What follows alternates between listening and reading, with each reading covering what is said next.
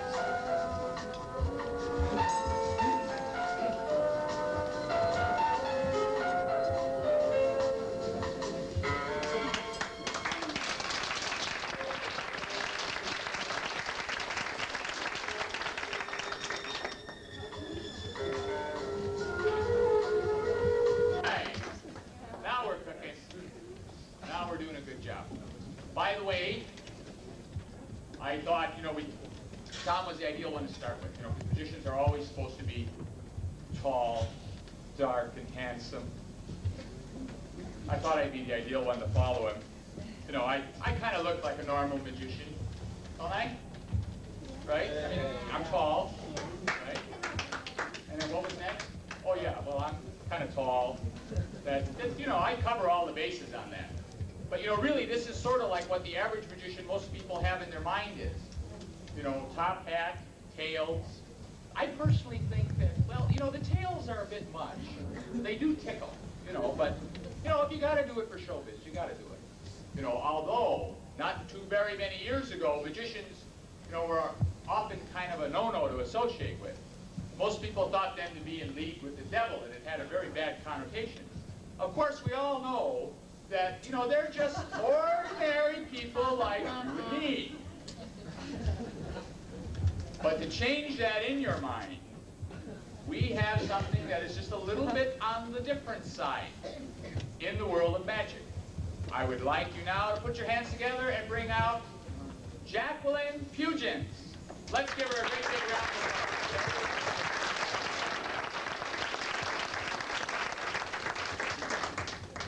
Hi, how you doing? Enjoying the show so far? Yes.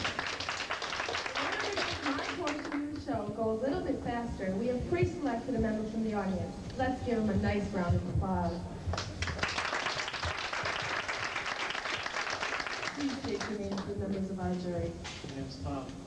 Hi, I'm Jacqueline Pugins. My friends call me Jackie Pugins, and you can call me Miss Pugins. And now let's turn the show over to our MC who has agreed to help me with this demonstration. Jackie is going to be attempting a straitjacket escape. The gentleman has previously examined the straitjacket, and I might also add that this straitjacket has been custom made for Jackie. You will notice that it is made of double stitch, and that is reinforced at the necessary stress points. Heavy-duty canvas. There are 3 buckles and straps across the back, which secure it around the body. For simplicity, there has been but one hole put into the strap. This is, of course, in the tightest position. Keep in mind also, simply because we do have so many children here in the audience, you know, we don't want anyone going home tying up their little brother and possibly hurting yourself. There have been a number of people injured while attempting this particular escape, and we don't want to repeat that. Okay, in addition to the 3 straps, which are now secured, one approximately the neck, the other one just below the chest, another one around the waist. This has pretty well secured it around the body. Now, to further complicate this device, we have 2 arm straps. The arms are folded around the body, and in a like manner, this strap is tightened securely, making it almost impossible to escape. I say almost because, of course, by now we know that is exactly what she is going to attempt to do. Are you ready, Jackie? Ladies and gentlemen, Jacqueline Pugins.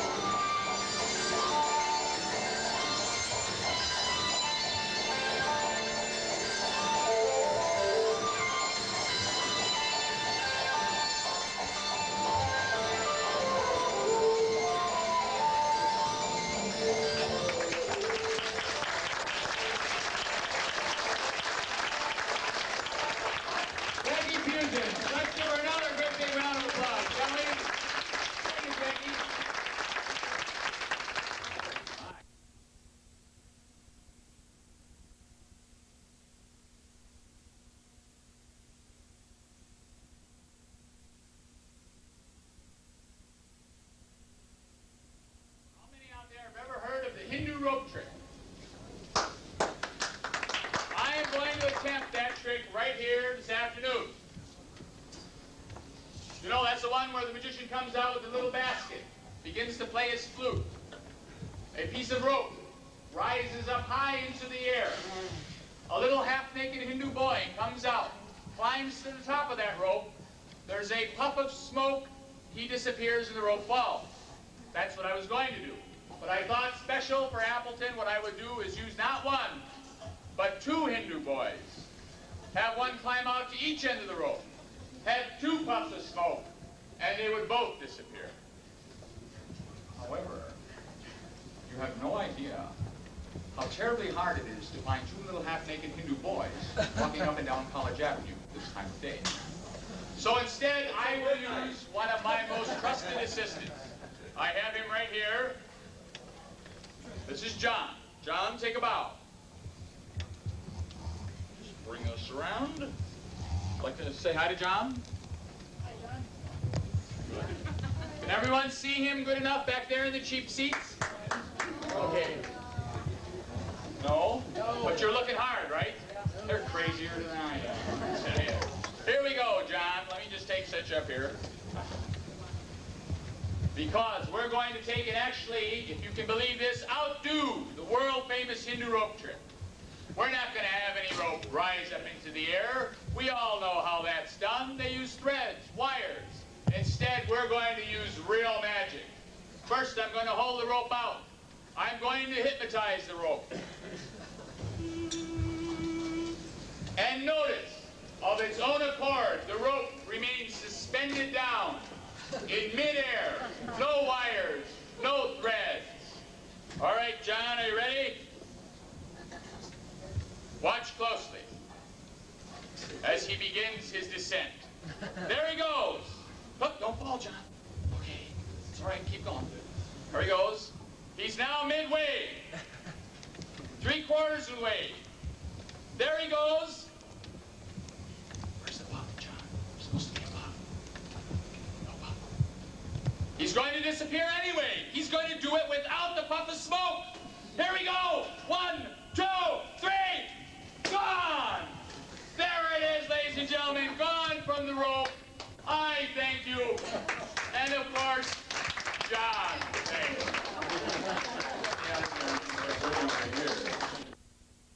You're watching the Foxtowner on Cable TV 8. Stay tuned.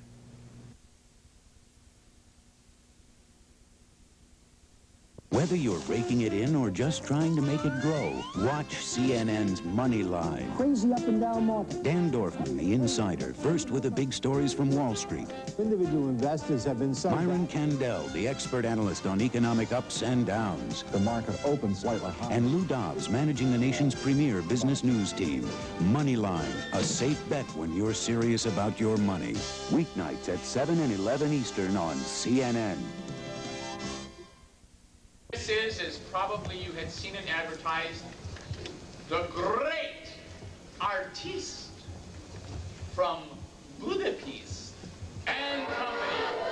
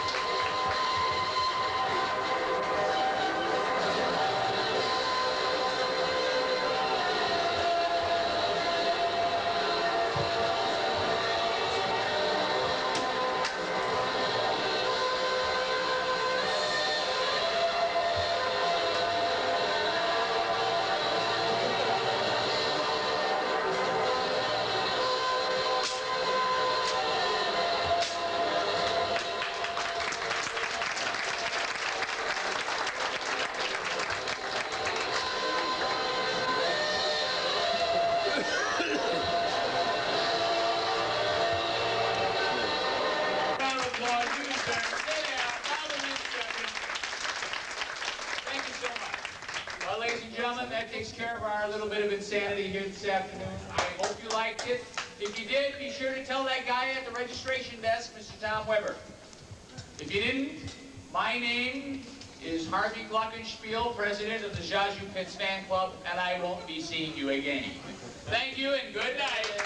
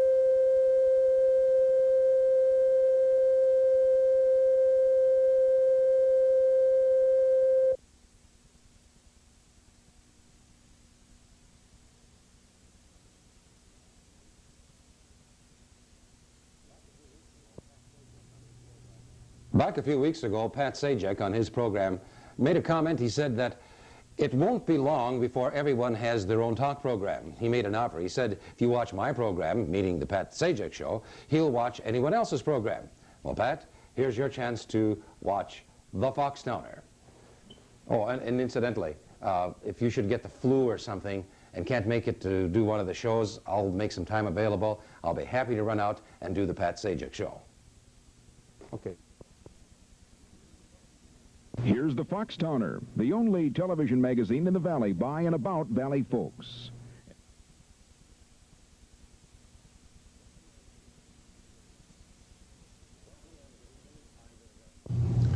Welcome and good evening. I'm Bill Day. This past year in Appleton gave, I think we could say, the city and perhaps several groups within it an unusual opportunity. And we hope that we're going to be able to repeat that again this coming year. We had an opportunity to play international diplomats. I think that'd be a good way of putting it, wouldn't you say? Yes, that's delightful. Let me introduce our guests of the evening. Ruth Hafes, how are you, Ruth? Fine, thank you. And John Wiley. Hi, Bill. And a little later on, we're going to be taking a run over to South Oneida Street, where we're going to meet Bert and Mako Bice. And the theme this evening is Appleton's role in international diplomacy. Russia and Japan, of course, are in the spotlight. This past year we had a chance to learn that we had a sister city in the Soviet Union. And Ruth, tell us about that for just a moment. You've been very much involved in Well, the visit of a Russian delegation here last summer, and we're going to meet them a little later on, plus establishing our Sister City program, and you've been there too, as a matter of fact, haven't you? Yes. And there's so much to talk about.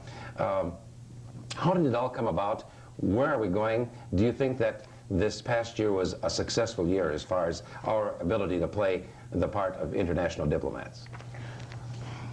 Maybe John could answer this question more. You know, my role was, last summer, was to play host and to organize the visit of the 4 Soviets who came last summer. Right. But I actually haven't been as involved as John has in the organization for as long as it's existed, which I think probably has been 10 years. Has it been that Almost long? 10 years, hasn't it? It's been a while. I guess I can't tell you the exact number of years. I've been active, I think, about 3 years in it. Did this past year seem to be the year when it all of a sudden just became very active, or, Well, has there been a scenario? No, there's really been a scenario. We had our 6th peace concert, I think, this summer. Wasn't it the 5th or 6th peace concert at Lawrence University in October? And at Christmas, we had Jazz Up Your Christmas with Fred Sturm, which was delightful. And those were our 2 major fundraisers. And of course, Jazz Up Your Christmas was underwritten by Miller Electric, which was our first major contribution and our first major impact in the community. And I think that what we're trying to achieve, of course, is open up a door. When we first started, Gorbachev was not yet visible. And, That's right. and the policies of perestroika and glasnost were not in existence. And so we were really pioneering. And actually, John, just to interject the chronology here, didn't our association with Pitigorsk, the Soviet sister city, kind of precede all of this by a couple of months? well, that's an interesting story, and I guess I should tell you that part of the story, because actually Pitigorsk is not our sister city. We went to Pitigorsk and were very hopeful that it would become our sister city, but the state of Iowa is paired with the area called Stavropol, which is comparable, I suppose, to the state of Iowa. And Gorbachev is from Stavropol and is very, very concerned and very, very interested in agriculture. So not that we don't have agriculture in Wisconsin, but there is a fellow in Iowa, in Des Moines, who he's become good friends with. And kind of the good old boy club taking over. And depends on, right. And they want Pitigorsk to be a paired city with a city in Iowa. I see. And so that eventually did not become our sister city. Did that leave us cityless then? Well, I suppose. We went down to Lexington to the Sister City Conference last July and met with the delegations, met with both the secretary and the chairman of the Russian counterpart of sister cities. And they promised this winter that we would have a sister city, and I know that right now there's a good possibility that we've been assigned our sister city. So they've made good on their promise, and I think that everything is in pretty good shape. But this is what you call a surprise program, because when we started the program this evening, I thought we had a sister city. I've learned we don't have a sister city, and now we're going to have a sister city. Well, I guess I would say that I don't know the name of the city or where it's located or anything, but we have been led to believe by sister cities that possibly in the next 30 to 60 days that we should have a sister city. And we've been disappointed before, so I'm prepared to be disappointed again. I'm not ready to say that we have a sister city until... Well, are the Russians as enthused about the sister city program as it seems like the American community? Well, I think very much so. I think that what happens, the communication thing is very important to the Russians, and the understanding, I feel is very important to them. You have to realize that if anything, they have less knowledge of us than we have of them. And I think that what they're trying to achieve with this openness and the perestroika, on the restructuring of the economy on the international level, requires an understanding and an acceptance of the two countries. You know, I think that this is a direction that our two countries have to travel. if there is going to be a peaceful coexistence. Right. Ruth, let's move over to you for just a moment. Now, this past summer, of course, was the program Soviets Meet Middle America, and that's where you were so very much involved. And I believe that some 400 Soviet citizens came to the United States. You didn't have to handle all of them. No, no, no. But there were a group that came to Appleton, and they were taken on various tours, a picnic at Pierce Park, which we're going to see in just a moment. How, in retrospect, do you think that has worked out now? These people came to visit here. Do you think they enjoyed themselves, that they walked away feeling better about America than perhaps they may have at some other time? Well, I think at any rate they were very enlightened, much more enlightened than they were when they arrived. For one thing, several times members of some of the members, those 4 members, mentioned the fact that even though this is a very small provincial area, at least it was to them, because it's a small provincial area, it's very developed, highly developed. There's a lot of culture, there's a lot of economic growth, people live well, and they found this interesting and surprising because it's not so in the Soviet Union. There are spots, Moscow, Leningrad, and other larger cities which are fairly well developed, but if you go out maybe 50 miles or even less to small villages, you find it isn't at all that way. And so this was really, I think, striking to them. So it's, as John pointed out a moment ago, they learned something about us that they didn't learn before. Yeah, oh yes. And I think for us too, we learned a lot about them. Simply for this, especially for this area, we really don't have that much contact with foreigners. And I think it was just good for people to see that they speak and they eat and they look not much differently than we do. I think that was just a healthy kind of thing. Okay, I'll tell you what, we're going to come back in just a few minutes, but we're talking about Russians and Russian visitors. We're going to meet some here in just a moment. We did have an opportunity to visit with your people while they were here at Pierce Park last summer, and when we come back, that's what we're going to do. We're going to be talking with some of the Russians who came here to learn about us. You're watching the Foxtowner on Cable TV 8. Stay tuned.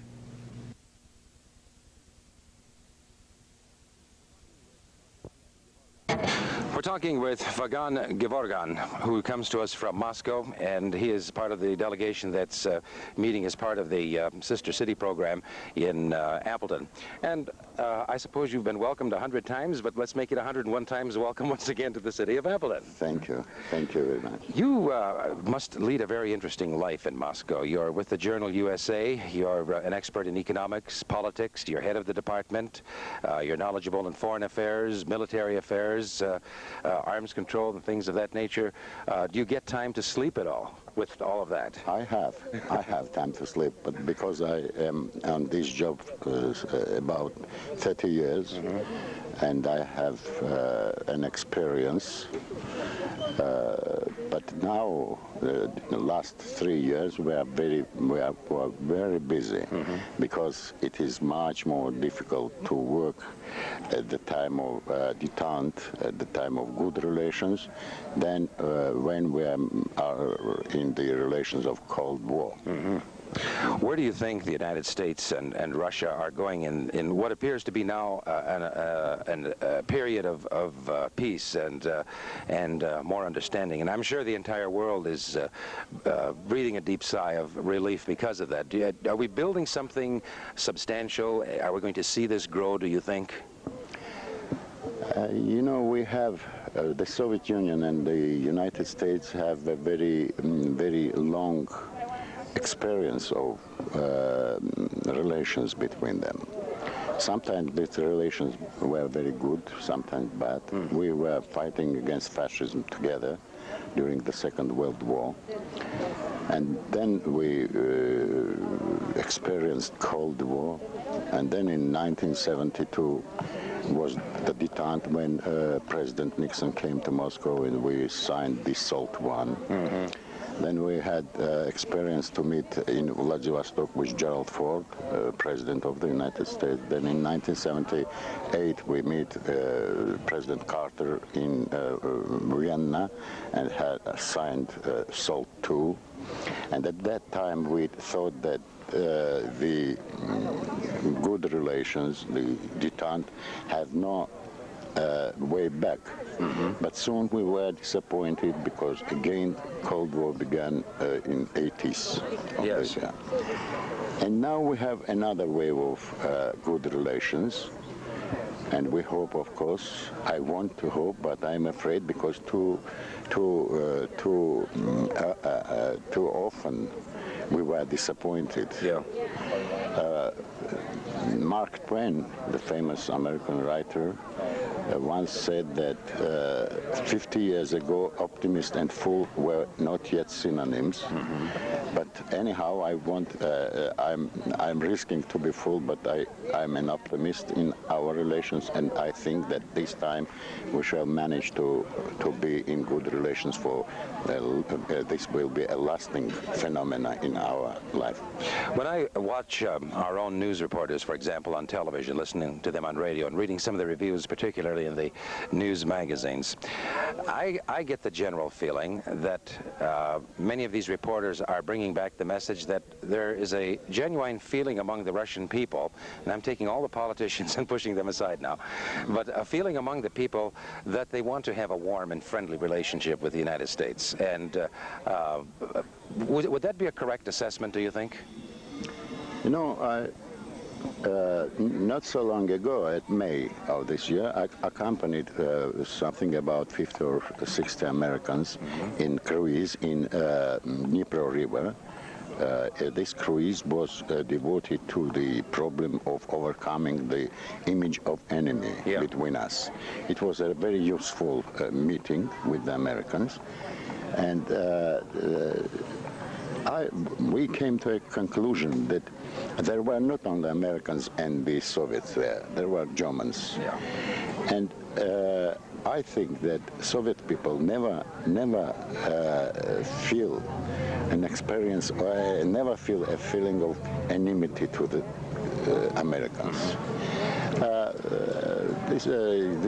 The press, the mass communication, it's another thing, and the feelings of the people are just another thing.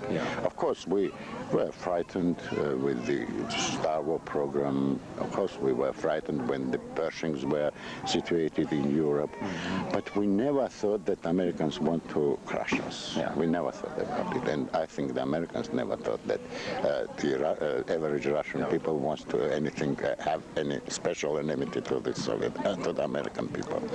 Let's wander off to another topic now, and I get the feeling that this is not the first time you've been to the United States. No, this is my first visit. Is this really your first visit? Yes, it is my first visit. It is a little bit surprising, but it is my first. I'm surprised too. Well, then give us some first impressions of what you've seen firsthand. The home folks always like to hear about the hometown, so let's give you that tourist question. What do you think of Appleton? You know, when I came to the United States and at night, and when we went to have a look in New York, I thought that the Rockefeller Center and Empire State Building were the best places in the world. Then we came to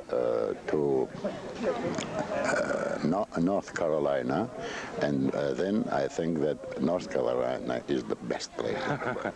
Then the same the San Jose. No, but now I'm sure that the best place in the world is Appleton. For that you get the key to the city, you understand. Yes, I like it. And Appleton is much more like the Soviet, the scenery, more like the Soviet Union. North Carolina is like Caucasus. But we were touched very much, surprised. We were very pleased by very wonderful, friendly, lovely attitude to us by the Middle Americans, and our main task is to get acquainted with the Middle Americans. We, on the behalf of my group, and I say that we are very much obliged to Americans, very much touched, and want to render any American the same hospitality in our country. You know, someday I might take you up on that, Vagan, because one of the things I would like to do is I would like to visit your country. And one of the things I would like to do if I ever have that opportunity is, when I think of the immense size of Russia, I've got to believe that you must have vast areas of natural beauty, like canyons and waterfalls and lakes and things like that.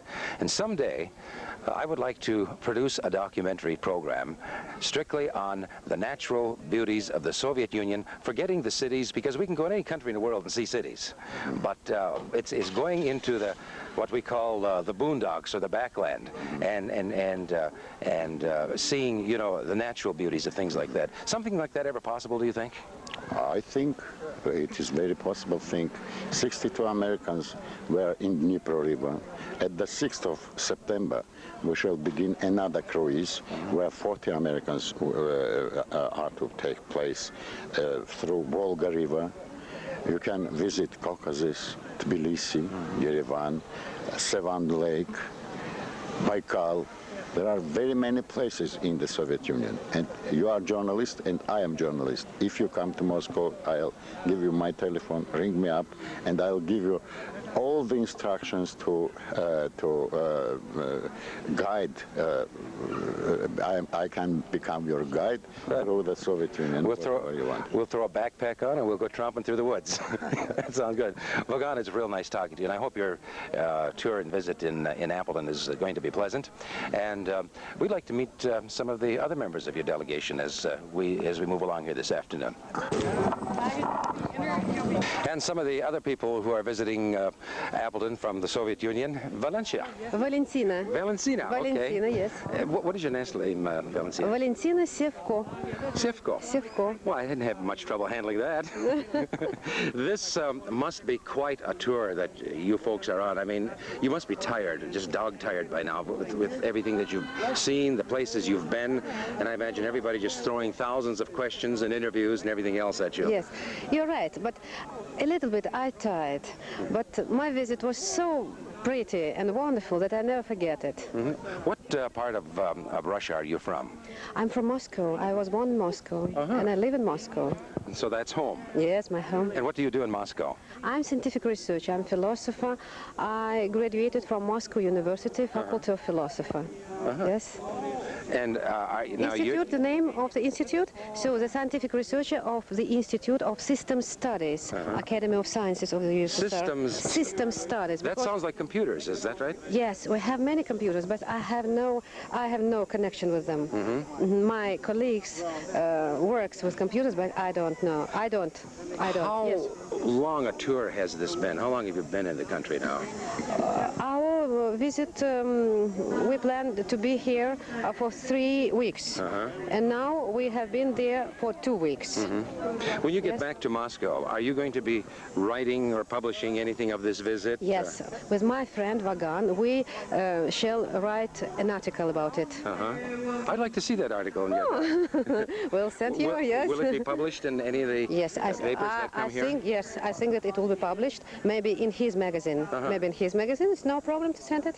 Very good, yes. We'll be looking forward. Where are Thank you going after Appleton now? Do you have other stops? Yes, the next stop will be in Washington for 2 days, then for 1 day in New York, and then home. I have one question. Yes. And I've always wanted to ask somebody from another country this, and it can happen only every 4 years. So your being here, and this being the 4th year, makes it an opportunity. Did you watch the American political conventions on TV at all? I don't understand. You know, where we chose the candidates for president and vice president. Did you watch any of that? Yes, I watched it. Okay, now, don't try to be polite or anything else. Yes, Tell us exactly what somebody from another country thinks of that political process. It's not typical for us. Yeah. And we watched it with interest, but I don't know how to... It was tough for you to get with it, right? Yes, right, yes. Well, don't feel too bad. It's tough for some of us, too.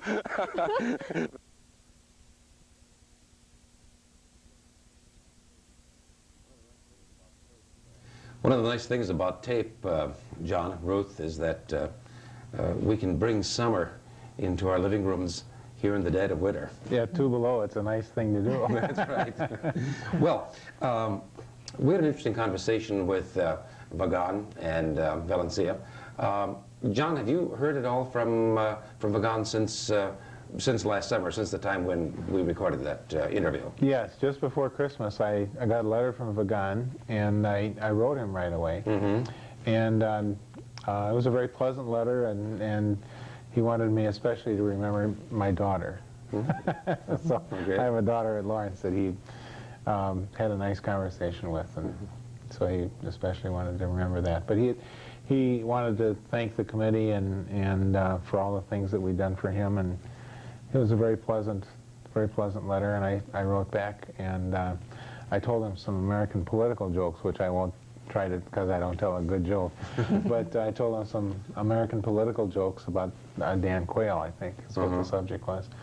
Just because he enjoyed the political jokes, and he seemed to have a good sense of humor. I think it was Valencia had mentioned it, but she said that he and, well, both of them, I guess, were going to write articles that would appear in Soviet press or magazines or periodicals of some sort. Has any of that come to light that you're aware of? Or? Well, he did mention that he'd published some articles, and I did ask them for copies of them, and said I could have it translated here. Okay. But I'm hoping that he might send something and have it translated. Have it already translated, right. We poor Ruth. We promised him a tape of the show if we ever used his tape, so Sure. Kind of use that as a bribe. If it'll help you. Sure, sure. Ruth, you were in contact with Valencia when she was here. Have you heard from her since that time? She wrote a couple of times, a couple of cards, and sent a few little calendars for the New Year's, actually, for the New Year. It's coming up now, and so that's really about it. She, didn't write anything at length, but just to know that everything's fine, and thanking us again too for everything. Do they seem to want to stay in contact? This sound like a lasting type friendship? Of course, it's hard to keep a real close friendship going when you're a couple of thousand miles across the ocean, but does it seem warm, genuine to you? Or? It's a good question. I don't think perhaps not as close as maybe if we had a sister city. I imagine that would be a lot more binding. And also they were in 3 other cities. Yeah, that's right. And so they have contacts with a lot of different Americans. I think if we ever went over there, or if they came back here again, then certainly we would try and look them up, and they would do the same. He invited me to visit him in Moscow the next time I came to Moscow.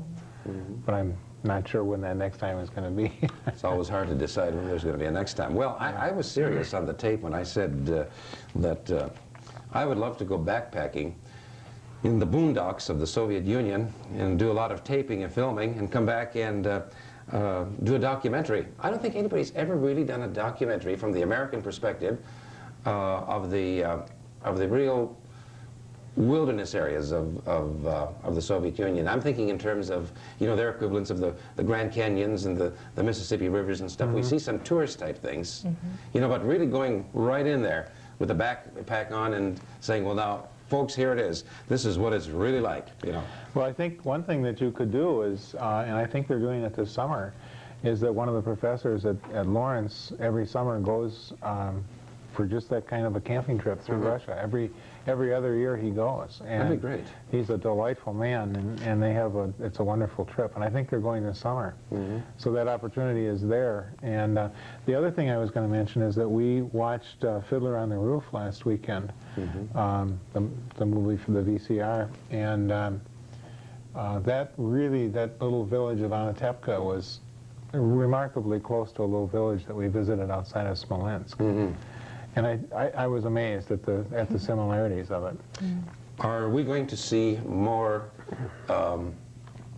Russian, and we'll find out from Bert later about the Japanese visitors, more Russian visitors coming to Appleton through either a sister city program or another one like this? Yes, I think so, and that's the goal, is to give groups in the Appleton area, in the Fox Cities area, an opportunity to visit Russia, to have a place to go, to have a focus where people are a little bit acquainted with us and can help them to understand Russian ordinary life better. And to have the same thing for that community here. It's what we're really trying to do is to have an exchange of information, cultural and economic and just life. Kind of wing it from there. I think also the possibilities for such an exchange are much more real now Than what they because were, of Gorbachev. Yeah, even more because than of in the past Petersburg. year? Oh, definitely. Sure. Yeah, the last year has really shown a lot of changes in the Soviet Union. I think they're just beginning. Someone, Professor Price, who actually went with us to Pyatigorsk, has been there several times since and says that there are enormous changes, that it's hard to even imagine breathtaking changes, but something that we're just going to have to get used to. The Soviet Union is changing its image, and certainly there will be more opportunity for them to come over here too. And speaking about enormous changes, one of the changes that we have is time, and we're just about out. Ruth Hafes, I want to thank you for being with us this evening. John Wiley, always a pleasure to see you. Yes, thank you. Thank you both for being here. Thank you. And if we have another year to play diplomat in Appleton, certainly we want to cover that and come back a year from now and talk about it. We'll make sure you have that opportunity. We're not going to have a chance to talk about our Japanese sister city, Kanonji, tonight. However, we will be doing it on our next program. And we're going to be talking with Bert and Mako Bice. As a matter of fact, we'll be going over to the restaurant on South Oneida Street when we film that particular sequence and learn how successful our Japanese sister city program has been. Oh, did I say it was Kanonji? Yeah, it is. That's part of a picture there, but I'll show you more about it on our next program. That's it. Thanks a lot for inviting us in. I'm Bill Day. Join us again on our next Foxtowner. The Valley TV magazine, The Foxtowner, is seen twice monthly here on CPN 8. Check your Cablevision TV program guide for the next Foxtowner date.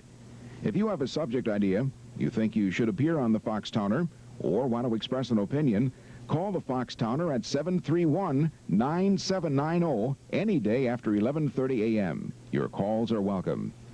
This is your announcer, Jim Shador, inviting you to join us again. Foxtowner is a Libra Day presentation.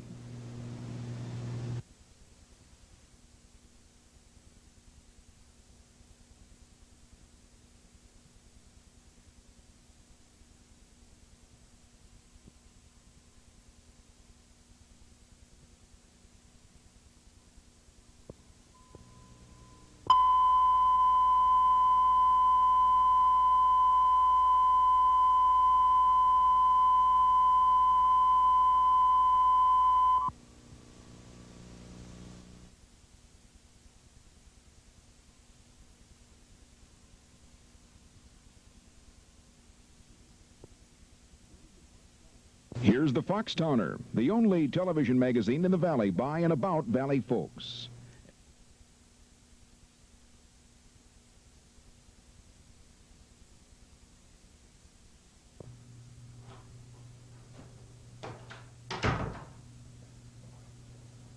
Hello. One thing about a resolution, at least a New Year's resolution, it'd be nice to keep them once in a while. Like not leaving the mess from the old year. Where did this come from?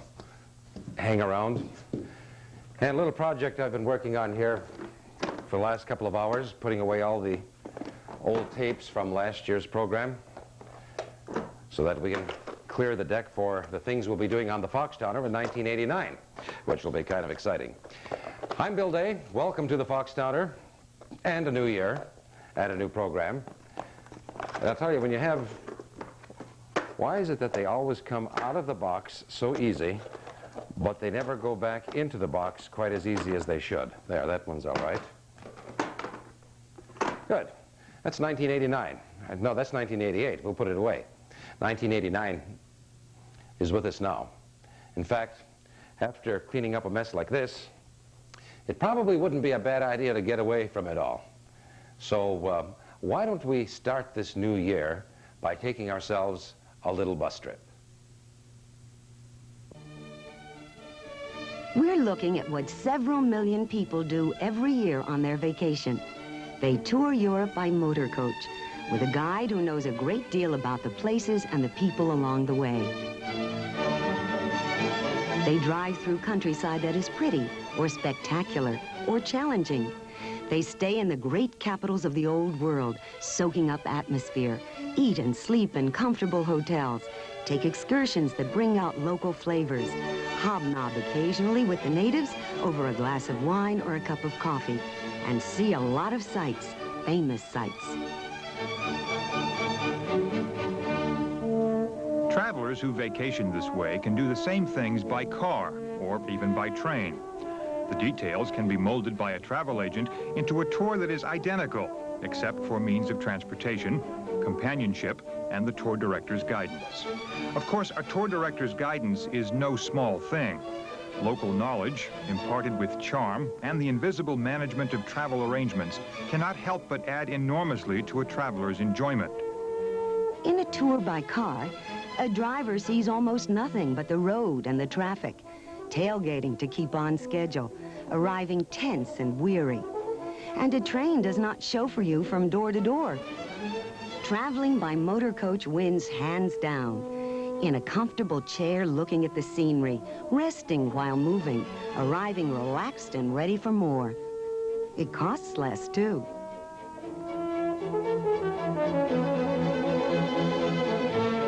Cosmos and Globus Gateway, whose motor coaches you see from time to time in this film, are companies that put together the kind of tours we're talking about. Let's say we agree that riding in a motor coach with a knowledgeable tour escort is the way to go. Is Cosmos the company to go with? Not necessarily. The first question to ask yourself is, what can I afford? And you ask it with tour brochures from your travel agent in front of you. Brochures that reflect the entire price range. Generally speaking, there are 3 price levels in any form of organized travel: budget, first class, and deluxe. The standard of hotels used in each category is the key element and has a major impact on the total tour price. Cosmos pioneered the budget market in 1961 with the mass movement of Britons to the continent, and gradually extended its business to most major points of the English-speaking world. Ever since the 30s, Globus Gateway has offered first-class motor coach tours of Europe. There are other reliable companies at both price levels and several more in the deluxe market. Some companies offer tours at each price level. So the answer to the question, is Cosmos the company to go with, is a qualified yes, if you want to see Europe at the least expense. If you don't mind occasionally carrying your own bags to your room. If you're looking for a real bargain. But there are plenty of people, particularly older people, to whom a porter at every hotel is worth the extra money, to whom modern comfort and amenities mean more than the simple European charm of most Cosmos hotels. To them, we would say, take a Globus Gateway tour. It's a prime consideration. Don't go on a budget tour if you expect the conveniences of a first-class tour. You'll be unhappy. And don't take either if money's no object. Go deluxe. But outside of the hotels, everything is much the same. Westminster Abbey, the Eiffel Tower, Cologne Cathedral, and the Colosseum don't change appearance according to tour price. A comfortable, air-conditioned motor coach with large viewing windows is just that at any price. And a good budget tour operator employs tour escorts as expert, articulate, and charming as any. Once you've decided what you can afford, look at brochures for another key.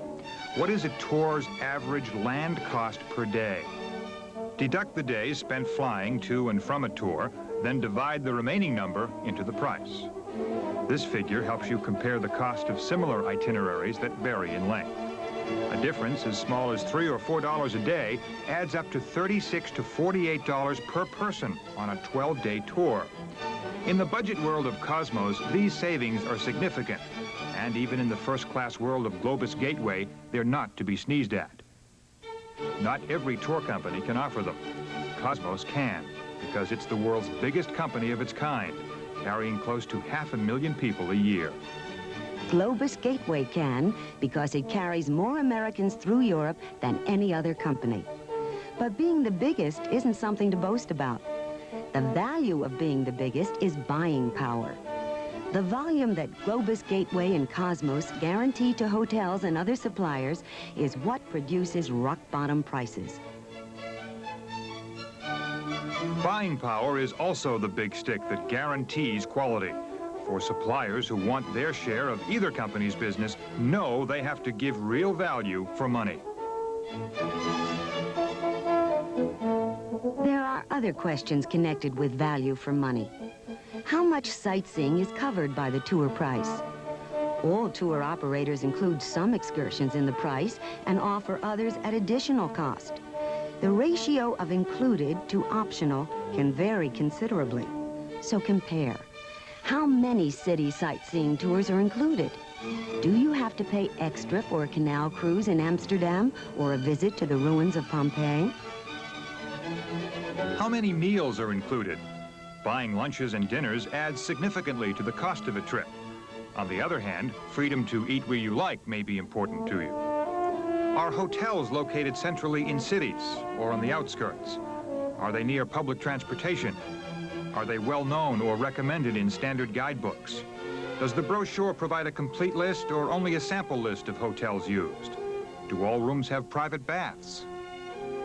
About 35% of persons on motor coach tours are traveling alone. Must they pay single room supplements? Or do they have the alternative of asking to share a twin-bedded room with another single at the double occupancy rate? Lots of tour companies put only one nationality on a motor coach. Is that what you want? Or do you want a tour with an international mix of English-speaking people? Are transfers between airport and hotel included in the tour price? If not, they can add considerably to the cost. How often does the tour leave, in case you're forced to change schedule? Several times a week, weekly, or less frequently? Can you extend your stay before and after your tour, or are you locked into specific overseas flights? Read very carefully the brochure descriptions of what is and what is not included in the tour price. Even in the best brochures, tour descriptions are curtailed by limited space, and sometimes, more from the use of sloppy English than by devious design, they're vaguely worded. But any company worth buying from includes on each tour page a specific list of what the price covers, and in the back of the brochure, what it does not include.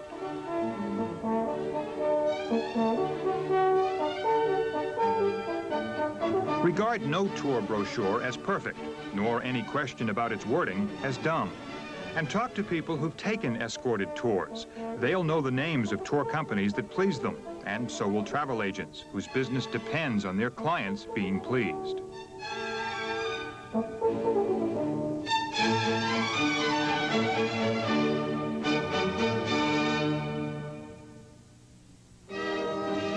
For travelers who choose them, tours provide freedom from responsibility, expert selection of activity, and a high degree of security. To many people, these aspects are paramount. They value them more than the flexibility of traveling independently. Some travelers regard motor coach tours as regimented. They want to spend 3 hours in a cathedral where the tour spends only 15 minutes. But for other travelers, 15 minutes in a cathedral is 10 minutes too long. Is your mental picture of a motor coach tour a group of geriatric dodderers in rimless glasses and cast iron permanents? It's a slander. 1/3 of all people who take motor coach tours are under 30. And believe me, most of those who aren't, including the octogenarians, are active, fit people. They have to be, to walk and climb a lot, to be up early and up late, to take it easy on the bus but nowhere else.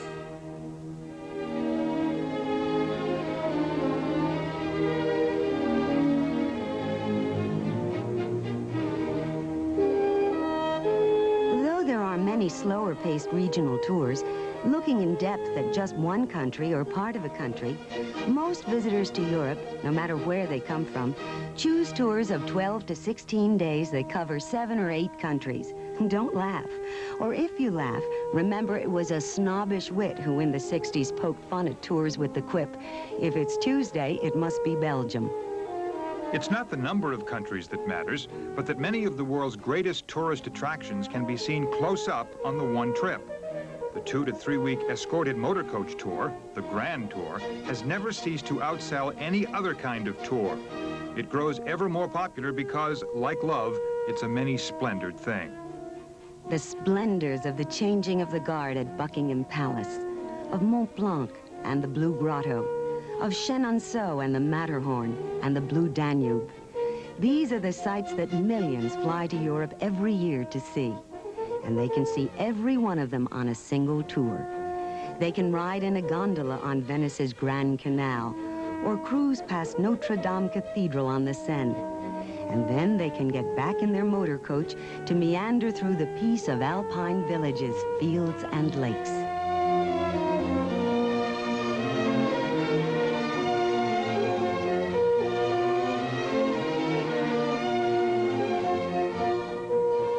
A motor coach tour is jam-packed with sights and activities such as these, exhilarating as experiences, pungent as memories.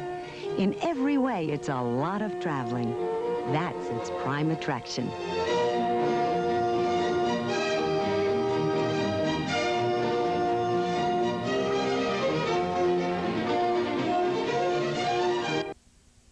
You're watching the Foxtowner on Cable TV 8. Stay tuned.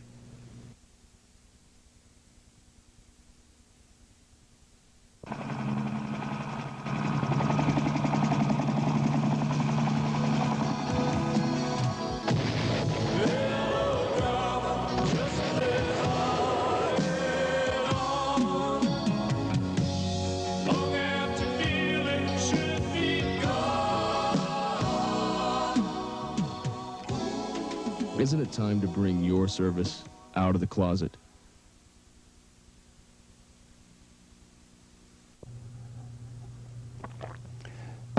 Well, it goes to show. If you take a little bit of time and effort and a little bit of planning, things come together pretty well. Get our mess? Well, I don't know, these... Seems to me a year ago all of these did fit in this box. Does a tape grow fat with time? Now look. So much for time, effort, and planning. Well, speaking about planning, one of the areas of our society that has come under a lot of scrutiny lately has been atomic energy. There's been one side who've said we've got to continue with the nuclear development because it's going to ultimately take us out of an oil crisis, which it might get us back into. There's another that says that no matter what we do with nuclear energy, it's going to pose a risk and a danger for all time to come. I'm sure in this new year of 1989, we're likely to hear this controversy over and over again. Well, let's take a few minutes to relearn some of our fundamental lessons about nuclear energy. Everything in our world is made of atoms. Atoms in almost unimaginable numbers. Atoms are so small they are totally invisible to the eye. A common postage stamp is tens of thousands of atoms thick.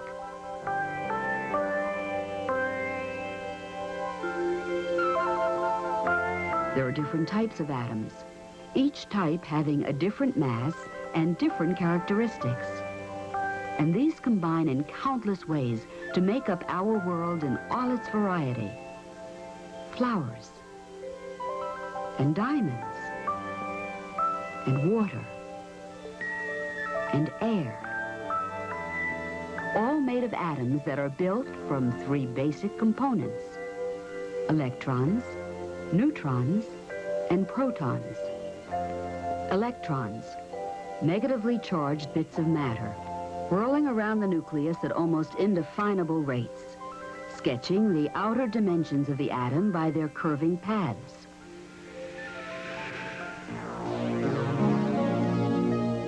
Neutrons and positively charged protons, tiny particles bound together in a tumbling, vibrating kernel of mass that is the very center of the atom.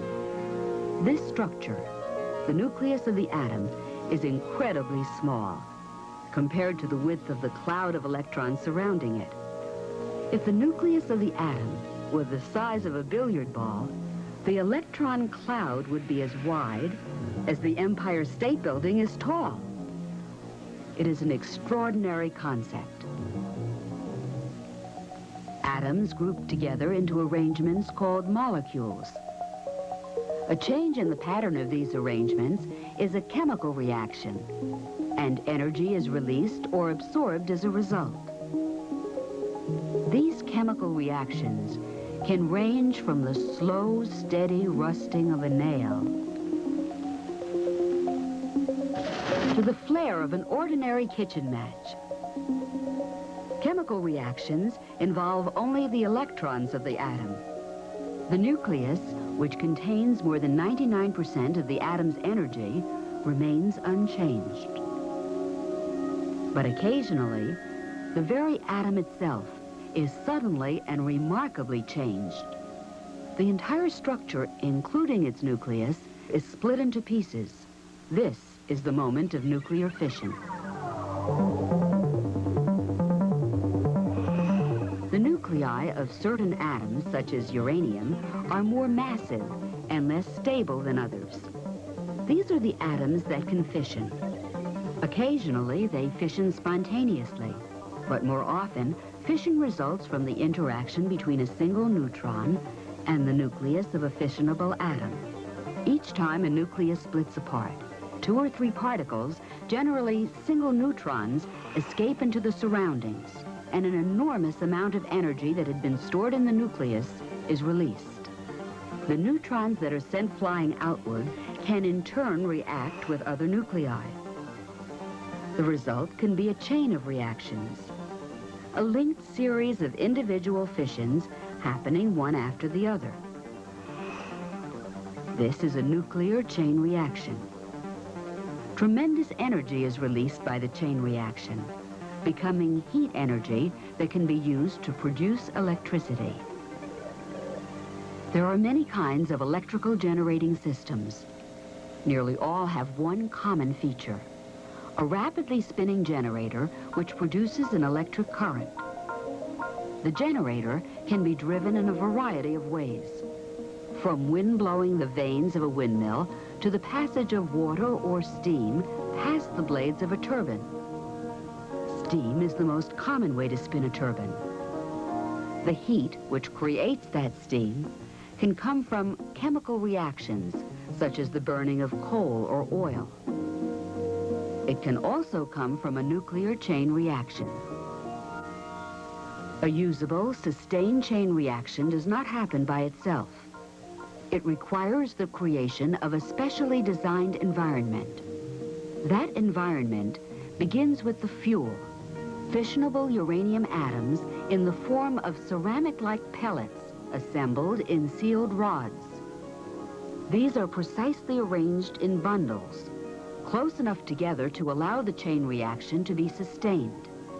It includes water or some other moderating material to slow the ultra-fast neutrons down to speeds at which they have a better chance of reacting with other nuclei, causing further fission to occur.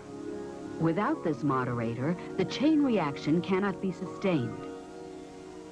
Finally, the environment includes the means to control the rate of the chain reaction, and therefore the amount of heat it produces.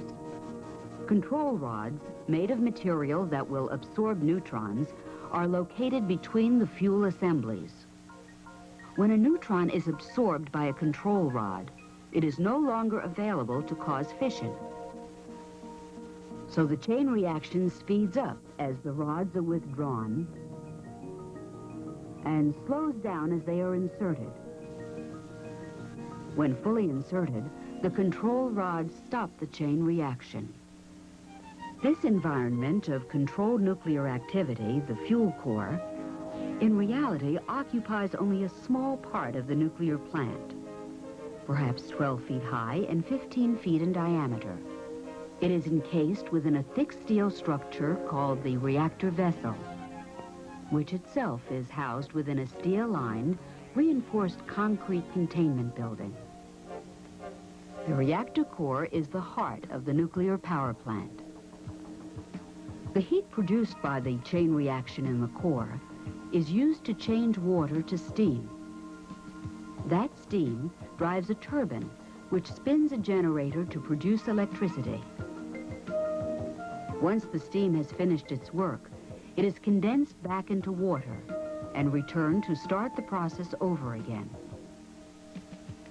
Nuclear electric generating systems vary in the way the heat of the chain reaction is transferred from the core to make the steam. Today, the two most common systems use ordinary water. In the boiling water reactor, the water around the core boils and becomes steam, which is piped directly to the turbine generator. Here, the electricity is produced and then fed into the distribution system. In the pressurized water reactor, water that is kept under pressure to prevent it from boiling is circulated around the core and then through a heat exchange unit called a steam generator. Here, the pressurized water transfers heat to a second separate system of water which boils, producing the steam to drive the turbine generator. The nuclear power plant, an intricately designed system of components, all put in place to accomplish a single task: the large-scale production of electric power. Power that begins with the energy stored in the tiny mass that is deep inside the inner space at the center of the atom. Cable TV 8, home of the Foxtowner. Stay tuned. Well, we've been putting 1988 away, and you've been learning all about the atom. We've also been getting some notes together to tell you about what 1989 is going to bring for you on the Foxtowner. We're in that kind of a clumsy period right now where for about the next 2-3 weeks we're going to still be writing down January 1st, 1988, and then, you know, scratch the head bit. Oh no, it's 1989. And there was a survey done on that once to find out how long it takes people to adjust to the new year. And it seems like some folks can go as long as 6 weeks before they finally have convinced themselves that the new year has rolled around. Well, if you've been writing checks or other things of that particular nature, it can kind of louse you up 5 years from now when you try to reconcile or balance something. Well, for 1989, we are going to have several programs that have been in the works here for almost the past year. A documentary that we're doing on the Outagamie County Airport. That airport is a fascinating place, probably the fastest growing community industry in the area. And the interesting thing about this particular program is that some of the tapes that we began shooting last spring with the idea of making the documentary available this time of the year are obsolete. That's how fast things have been changing at the Outagamie Airport. We'll be bringing you that just a little later on in the month. Let's see, what else? Oh, remember when the Russians and Japanese visited in Appleton this past year? Kind of a goodwill visit. It was the Sister City program. We're going to be showing you some of the highlights of when those folks were visiting. And that'll be coming, of course, later on in the year. A film video has been under production since last May, which is going to be used by the Wisconsin Film Office, which is a branch of the Department of Development, to sell Appleton further as a site to shoot more films, like Meet the Applegates just recently. We'll have that for you too. So we think we've got an entertaining, an educational, and an exciting period coming up on the Foxtowner. So as everybody's told you up till now, have a Happy New Year. I'm Bill Day. Join me for the Radio Foxtowner on WRJQ noon Sundays on AM 1570. The Valley TV magazine, The Foxtowner, is seen twice monthly here on CPN 8. Check your Cablevision TV program guide for the next Foxtowner date. If you have a subject idea, you think you should appear on the Foxtowner, or want to express an opinion, call the Foxtowner at 731-9790 any day after 11:30 a.m. Your calls are welcome. This is your announcer, Jim Shador, inviting you to join us again. Foxtowner is a Libra Day presentation.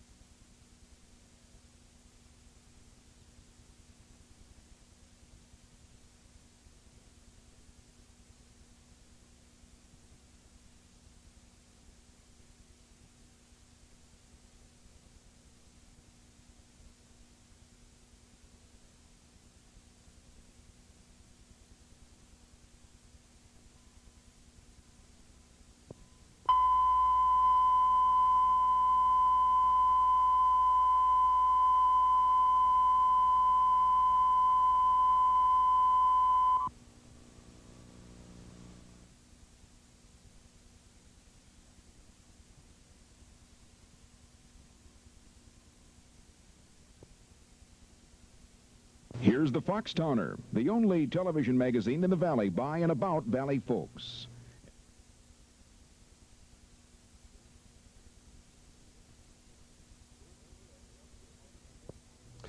Good evening and welcome to the Foxtowner. I'm Bill Day. This evening we're going to be visiting with Lynn Kellogg.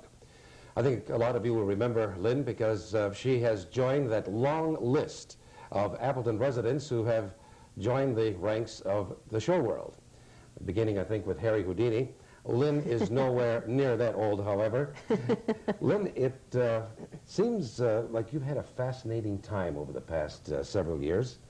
If I'm not mistaken, let's see, you appeared in Hair and with Elvis Presley. You've been in some movies.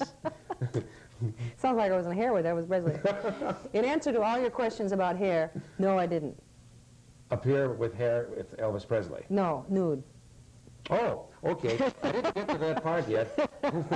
But apparently you've been asked that question 100 times. I always like to get that over with right away. You started out singing folk music, as I recall. Is that right? Yeah, I guess you could say that in terms of a consistent sense. You know, I mean, I sang in the church choir, and I was in the senior class play. You know, so I sang in that. But Appleton West. Right. What was the turning point in your life when you decided, I'm going to get out on the road and I'm going to become a star? Well, do kids get bit that way, one way or another? They do. I mean, I did, but I never even thought for a minute that anything would come of it. Mm-hmm. You know, I didn't do all that well in school, so that was out. Well, that makes two of us. I was supposed to get married. That didn't happen. So all that was left, you know.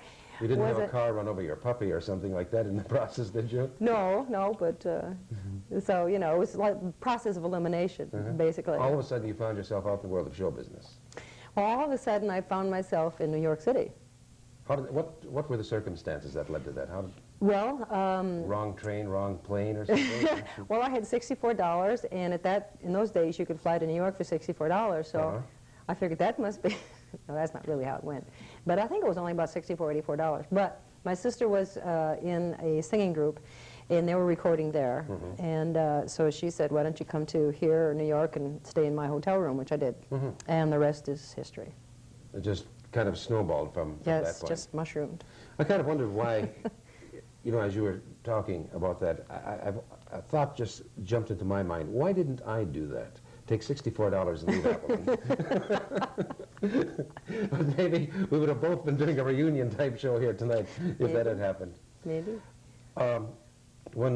Before we went on the air, I had thought that I had seen you singing at a local spot some years ago. But we got to remember, you know, we're talking about more than 2-3 years ago. Yeah. And then you mentioned that actually you had done some bits at some of the ski hills up north. Yeah, I sang at Pine Mountain. And I think that must be where I saw you, because that goes back to the era when every winter I would make all of the ski hills. Ah. And I had a friend with me at that time who said, "That's Lynn Kellogg." And I looked and, yeah, you know. And you know, as I've tried to recall that instant, that moment in time, yeah, I guess it was at a ski hill. Yeah. And then, was that prior to your New York rendezvous? Yes, yeah, that was just before that. So how long were you actually kind of making the local circuit before you got that $64 and decided, this is going to be my big move? Oh, gosh. Only a couple of months, really. Only a few months. Did you really start out to get in show business? No, I really didn't. Yeah. I really didn't.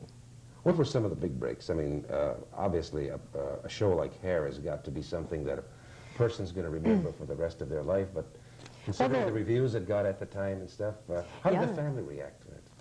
Well, they liked it.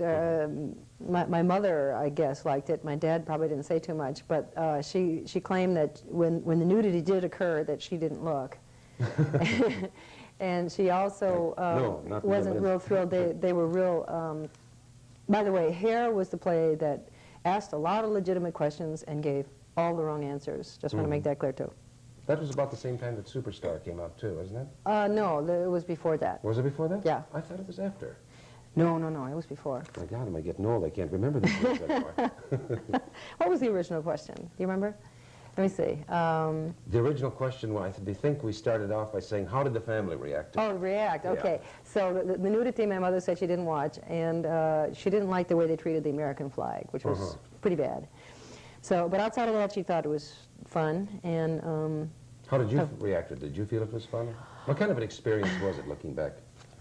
Well, I don't know how frank to be with you.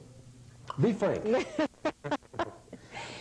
It was, career-wise, it was a tremendous break, although I had been on the Johnny Carson show a number of times before that.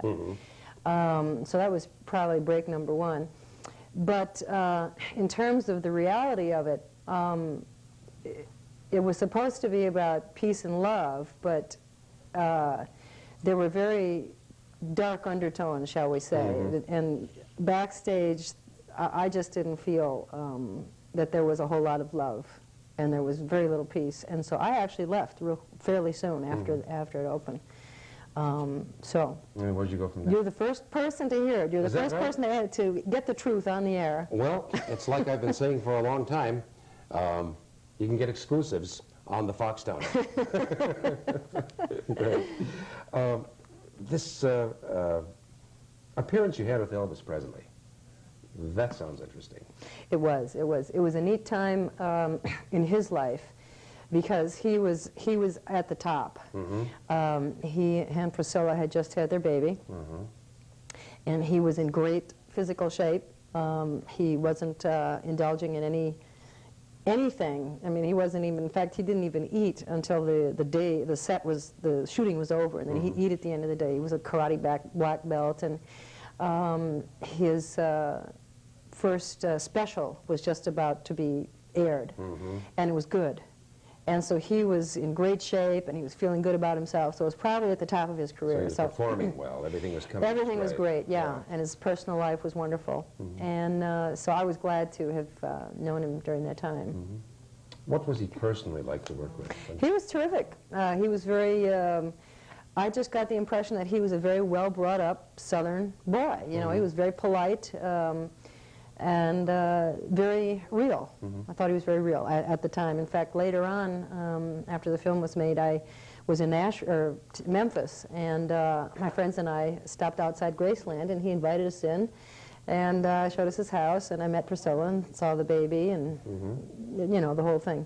It was neat. He was still tickled about his success. It was still fun, and it was like, it was still big stuff to him, you know. Just the fact that he had a closet he could walk in, and that he had a bed big enough for 6 people, and there were 2 TV sets in the ceiling. You know, I mean, it was, so. These are the things that you cherish forever. Yeah. Did you ever see him again after that time? I didn't, but I saw a picture of him right before he died, and I just got such a bad feeling. I mean, I just felt like he was already dead, you know. It was real sad. Let's talk. We've been talking about everything else that you've been involved with, but now let's talk about you. What kind of music do you do these days?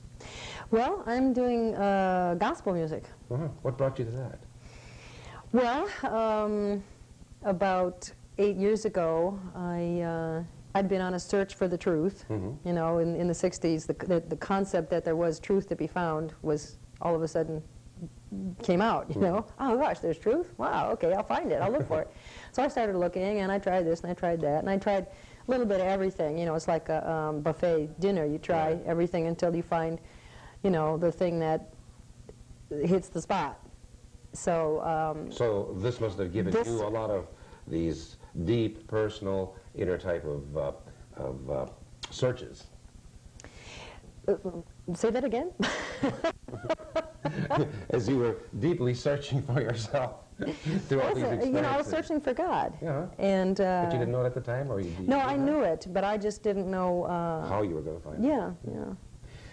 Before we go too much further and run out of time, I think we ought to take a break here right now. Okay. And when we come back, would you like to do one of your numbers for us? Absolutely. Love to.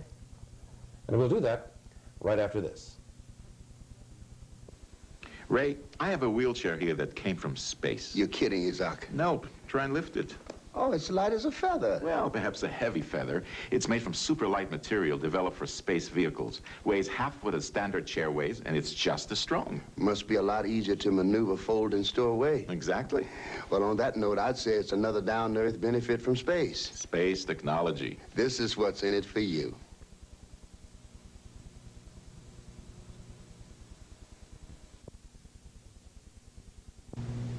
More coming, so stay tuned to the Foxtowner.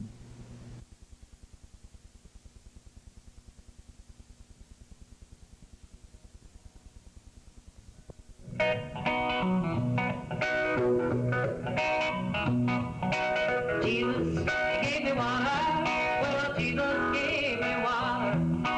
Jesus gave me water. I want to let his praises swell. Jesus gave me water. Yeah, Jesus gave me water. He gave me living, loving, blossom water, and I wasn't in the well. There was a woman from Samaria, came to the well to get some water. Yeah, she met a stranger, did her story tell. The woman dropped the pitcher, oh, she drank and was made richer. All the water he gave her, and it wasn't in the well. Well, Jesus gave her water, yeah, Jesus gave her water. Jesus gave her water, I want to let us praise his swell. Well, Jesus gave that woman water, and he gave her that lasting water. Water, and it wasn't in the well.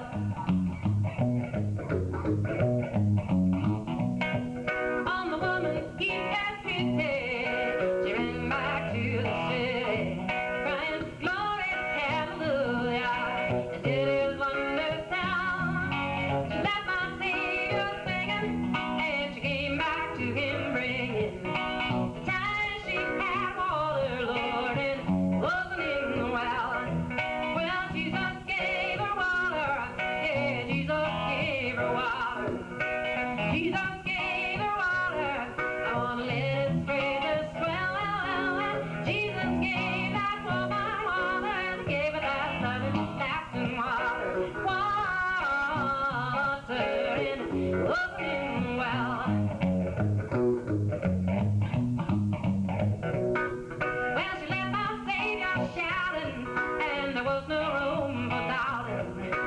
She had me as a stranger, who did her story tell. Every time she doubted, well, she stopped and think about it. The man who gave her that water, Lord, and it wasn't in the well. Well, Jesus gave her water, yeah, Jesus gave her water. Jesus gave her water, on let his praises swell. Jesus gave that woman water, and he gave her that loving, lasting water. Water, and it wasn't in the well.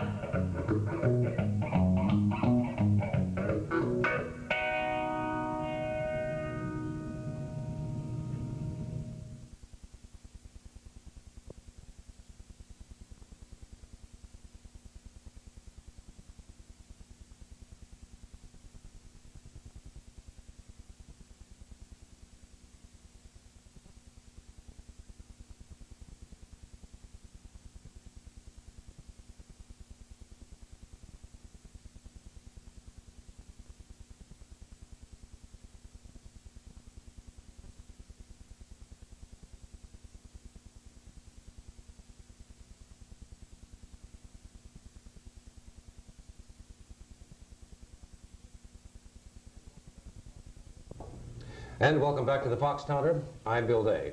And Lynn, I really like that. Thank you. Jesus gave me water. Yeah. And now you're on the, I was almost going to say, you're doing the folk scene. This is really not folk music, this is gospel music. Yeah, yeah. Is that's the official word, gospel, spiritual? Yeah, yeah, that's what I call it. Yeah. Yeah. You mentioned in the earlier part of the program that going back to that era when everybody was trying to find themselves and, you know, going through all these crazy things, that you were trying to find God Yes. And is this an outgrowth of that experience? Yes, yeah. Yeah, very much. And now you are appearing at churches, religious organizations, Yeah. Presenting gospel music. Mm-hmm. Do you have a favorite? A favorite song? Yeah. Oh, gosh. The reason I ask that, there's got to be a deep meaning behind that. Yes, I have a lot of favorite songs. But are you trying to lead up to the song I'm going to do now? Well, we'll do one. We'll have a few minutes here. Before we do that. Yes, my favorite song is by Bob Dylan, and it's called Every Grain of Sand. You know, I have, when it comes to gospel music, there are two favorites that I have. Yeah? And if I had head in gear before we went on the program, I probably could have talked you into doing one. And the one I think that I like the most is Just a Closer Walk with Thee. Oh, sure, yeah, yeah. And but I think the one that I like even better than that is How Great Thou Art. Oh, wow, yeah, those are both great. Yeah, so, well, I didn't think about it before the program started, so I'll just have to do without it. But you are going to be making a number of appearances, as I understand it. Yes, and here they are. Here's my date book. Here's the date book. Let's see, February 12th, I'll be at Emmanuel United Church of Christ, and I think that's in Neenah. I hope that's in Neenah or Menasha, one of those. These are just local things that Ask I'm. the local cop. Yeah. Let's see, Tuesday, that'd be March 28th. I'll be singing at the Christian Women's Organization. Then Wednesday, Wednesday the 1st of March is the March of Dimes benefit concert with the Gilmore Boys. Oh, yeah. Where's that going to be? At Appleton West. Wow. Yeah. That would be really great. And they're going to try to broadcast it over public radio. Uh-huh. So that'd be neat. Then the 9th, 10th, and 11th of March, I'll be at the, what's the big thing in here? The Paper Valley. Paper Valley, okay. For an outreach put on by Calvary Chapel, The Rock, and what's the other one? Can't think of the other one. Okay, and then on March 12th, I'll be at Wapaka United Methodist Church. Let's see, how far do we want to go into this? Oh, April 9th, I'll be at Appleton First Assembly of God. So. And in addition to that, I understand you'll be making some appearances statewide as well, is that right? Yeah, yeah. I just threw the book away. Well, that's all right. You know, they don't see the show there, so. But I guess one of your stops is Rhinelander, I guess. Rhinelander, yeah, yeah. Good. Yeah. Got another number for us? I sure do. I think I've got it written down here, don't I? The angel rolled the stone away. That's the one that I said almost turns into a song by just saying Yes, yes. Wait. And this is a Negro spiritual. So it's probably over 100 years old. Good. Yeah. All right. They're the best kind.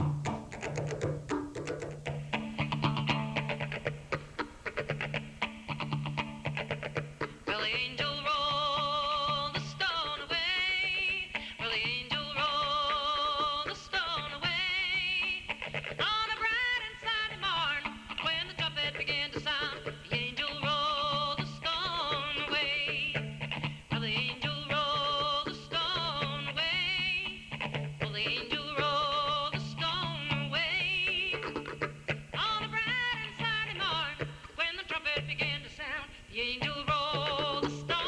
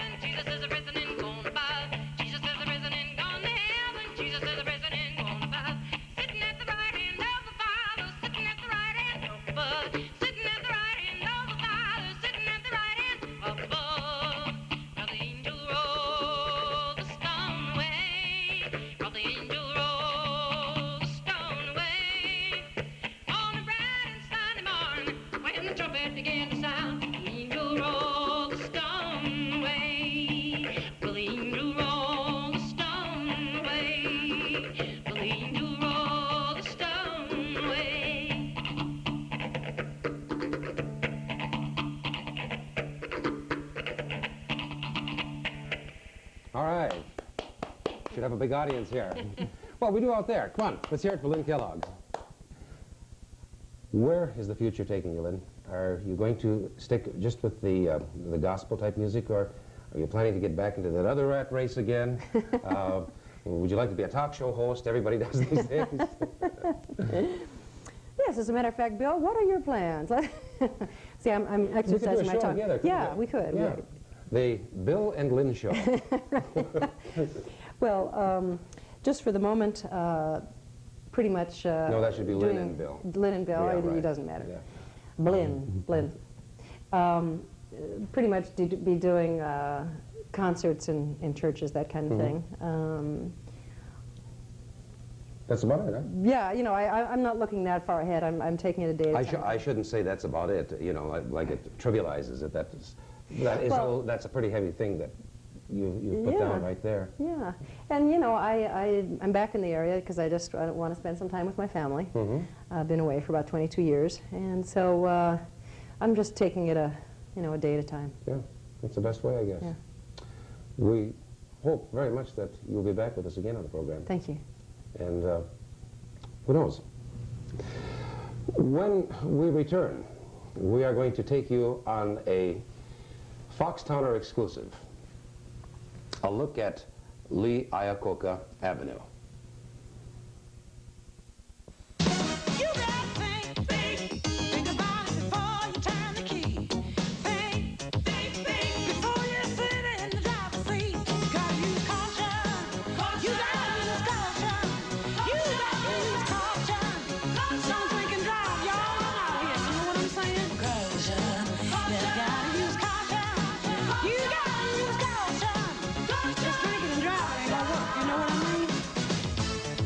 Please. This is the Valley's TV magazine, the Foxtowner.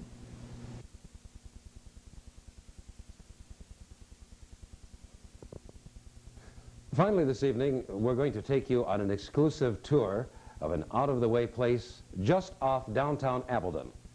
It's called, or at least we would like to see it called, Lee Iacocca Avenue. Now, just a little bit of background before we make this tour. Back a few weeks ago, I was a little bit upset, and I think I had a lot of company at that time, when the Chrysler Corporation announced just before Christmas that they were going to close the plant in Kenosha, and everyone got their pink slip. Well, it didn't come as any great surprise. It's been in the works for a long time, ever since the Chrysler Corporation wanted not a plant in Kenosha, but wanted the Jeep line to add to its own product mix. But that's a different story. But I got irritated, and I thought, with all of the tax incentives that the state of Wisconsin offered the Chrysler Corporation to keep their plant operating, with the fact that 5 million Wisconsinites said, great, do it if it means that the jobs and the plant will keep operating in Wisconsin, give Chrysler what it needs. And what did Chrysler do? Gave everybody a pink slip just before the holidays. I felt that the event ought to be commemorated with dedicating Appleton's worst-looking alley in memory of Lee Iacocca. Let's go there now.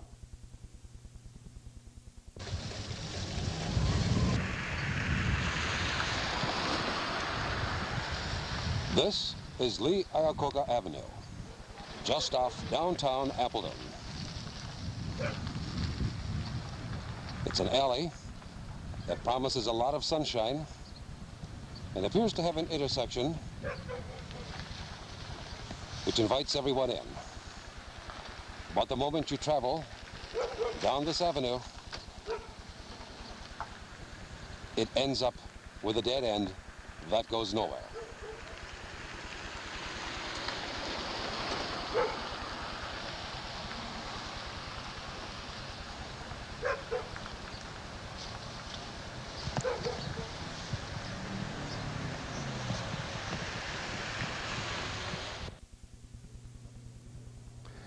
A fitting tribute, in our opinion, to a bad deal for Wisconsin. That's the Foxtowner. Thanks for inviting me in. I'm Bill Day. Join me for the Radio Foxtowner on WRJQ AM 1570 every Sunday at noon. Till we see you again, thanks a lot for inviting us in.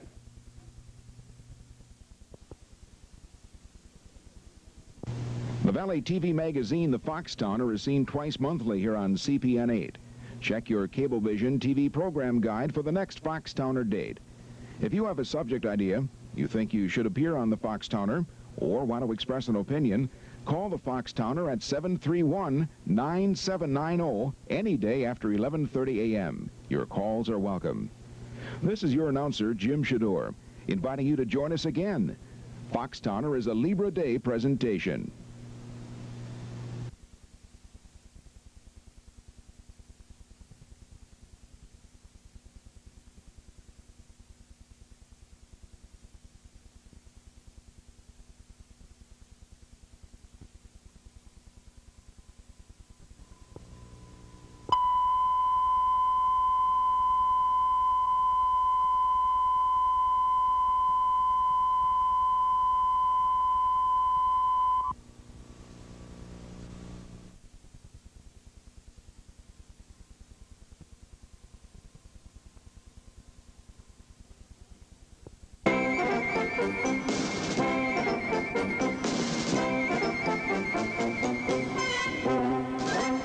Maybe you can recollect when the biggest excitement in town was any time the band was asked to play.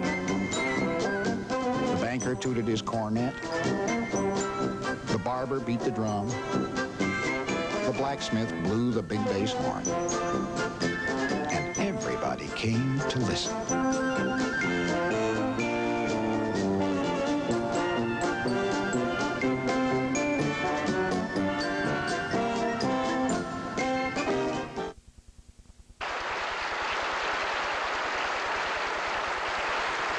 Thank you.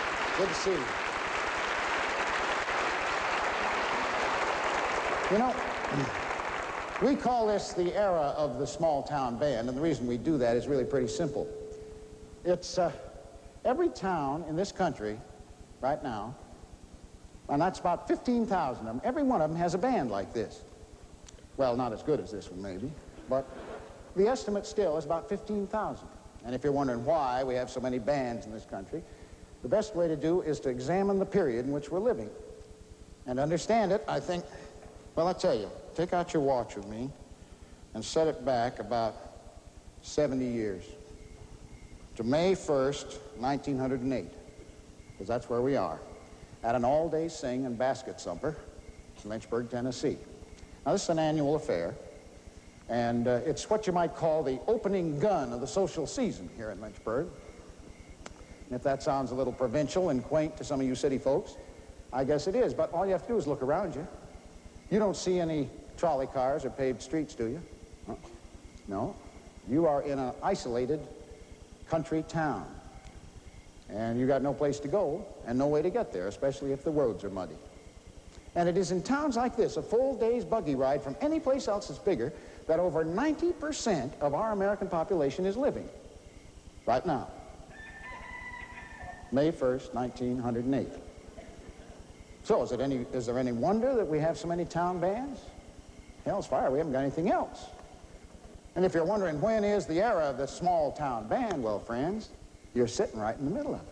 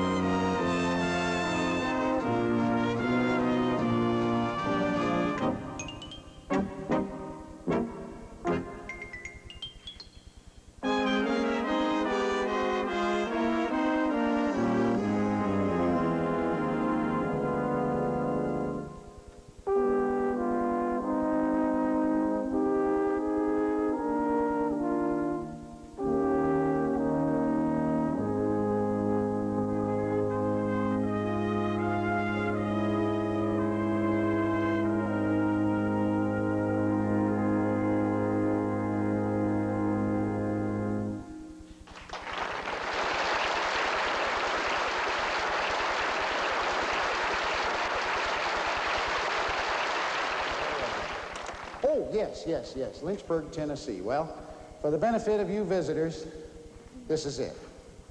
Well, not all of it. This is most of it. This is the square. It's the seat of Moore County, Tennessee, populated by about 400 of the friendliest folks this side of your hometown. And as towns go, it's pretty typical. We got a courthouse, got a jail, and got a livery stable, and got a general store.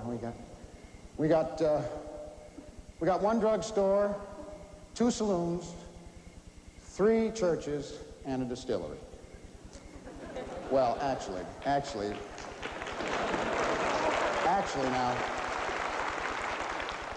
we got more like 15 or 20 distilleries up in these hollers up here. But we only got one that's registered legal, you know what I mean? Yeah, well, what else now about it? Well, we're about 12 miles from the nearest railroad. We're about a year and a half from our first automobile. We got one electric light over in the drugstore.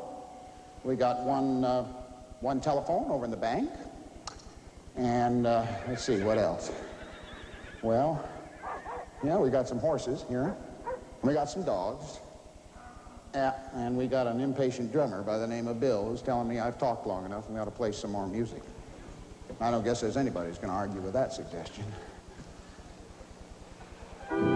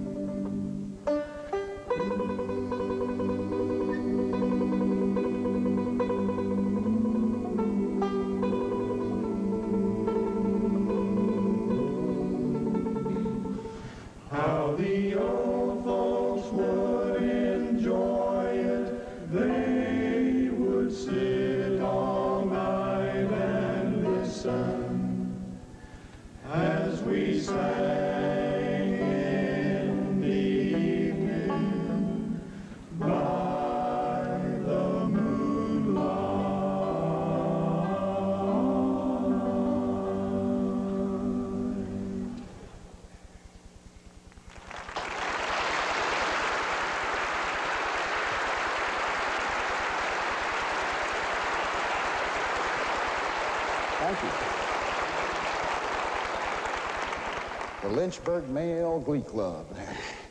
I guess you all know what an almanac is, don't you? It's just a calendar with ambitions to be a book, that's all. It's, well, actually, a farmer can't operate without one of these things hung on a nail in the kitchen. It tells him when to plant. You see, it's got the phases of the moon in here, so it tells him when to plant and when to harvest and when to go fishing and when to scratch his elbow and all that stuff. But actually, there's a little something for everybody in the family in here. Every page has got a joke. This, hey, that's pretty good. Yeah. This is an old one here. This is printed in 1893, put out by Hostetter's Bitters. That's a medicine. That's good for everything from saddle sores to the epizootic. You can rub it on or drink it down, don't make no difference. It smells awful, tastes like pure sin, and it's about 25% alcohol. Well, now I tell you, we call this extravaganza of ours Hometown Almanac simply because, like an almanac, we went through and we picked out a few dates when the band was always asked to play, see? Now, we didn't pick them all. No, no, no. Lord have mercy. We'd have to take us all year to do that. But we picked just a few when the band plays some special kind of music. Next one up is 4th of July. But before we get into that, I've been asked a couple of times how you go about starting a band like this in your hometown. And I've given it some thought. Now, there are two ways that I've come up with you can start a band. The first is the way we did it here in Lynchburg. That's called the by guess and by gosh method. What it takes is somebody who is very rich. Well, I mean somebody with a real bunch of money. In our case, that was Mr. Jack Daniel. You know Mr. Daniel, don't you? I mean, you've heard of him. What he did, he went out and he bought all these instruments. All the instruments, bought the stands, the music, the whole thing, the piano, the drums. And from what I understand, and I wasn't there, that was in 1892, but from what I understand from people who were there, he laid out in cold cash about $300. Well, you know Mr. Jack, nothing's too good for him. And then he brought them back and he just handed them out to the first fellows he could find, anybody who looked likely. Well, heck, we didn't know a cornet from a coal shovel, most of us. And we had to start right from the beginning, and come on, it takes a lot of patience to build a band this way. But Mr. Jack's a patient man, too.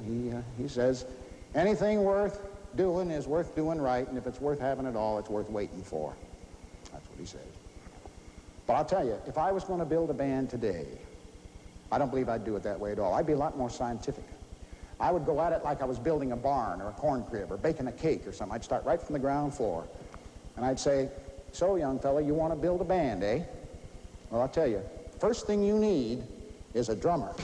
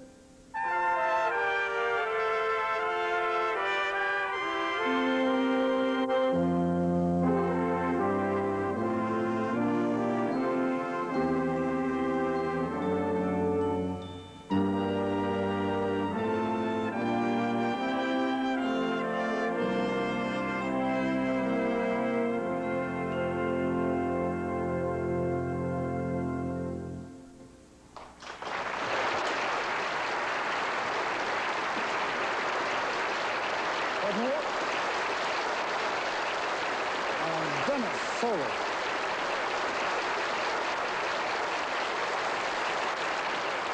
Lo, how a rose ere blooming. It's hard to believe that that was written almost 700 years ago, isn't it?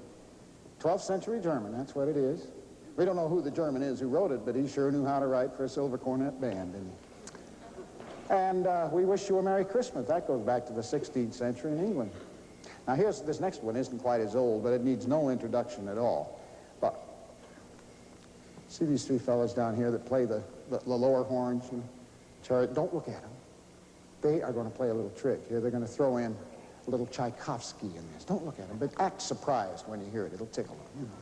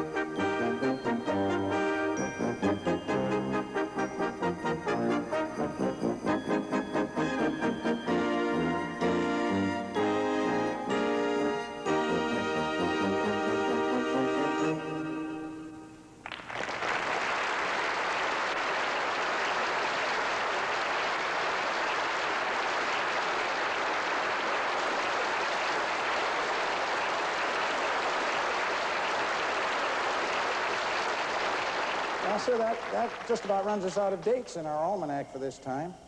It's a shame, too, because there's a lot more dates in there that we could have played. Maybe we'll have to do this again. I know, speaking for the band, we'd sure enjoy that. Thank you. I tell you, you can bring your watches back up to date now if you want to. But while you're doing that, we're going to do as we always do with any concert we play in Lynchburg, and we're going to end on a quiet note, a benediction.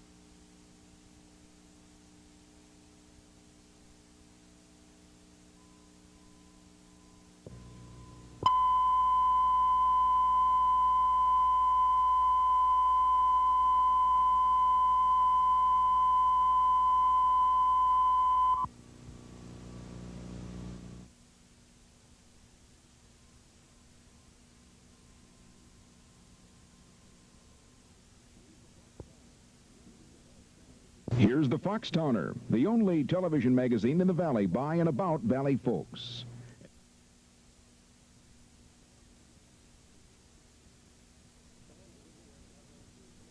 And good evening and welcome to tonight's edition of the Foxtowner. I'm your host, Bill Day. Tonight we're going to be talking with Appleton's Chief of Police, Dave Gorski. And then a little later on in the program, we'll be talking about another one of our sister cities, this time Kannoji, Japan, and learning how that particular program has been working out. But right now we're going to welcome to the program, to the Foxtowner, Chief Dave Gorski. Thank you. You have had some interesting adventures lately, and that's why we asked you to be our guest this evening. And some of the activities sound actually intriguing, wearing both hats. And I thought maybe we could get into that this evening. But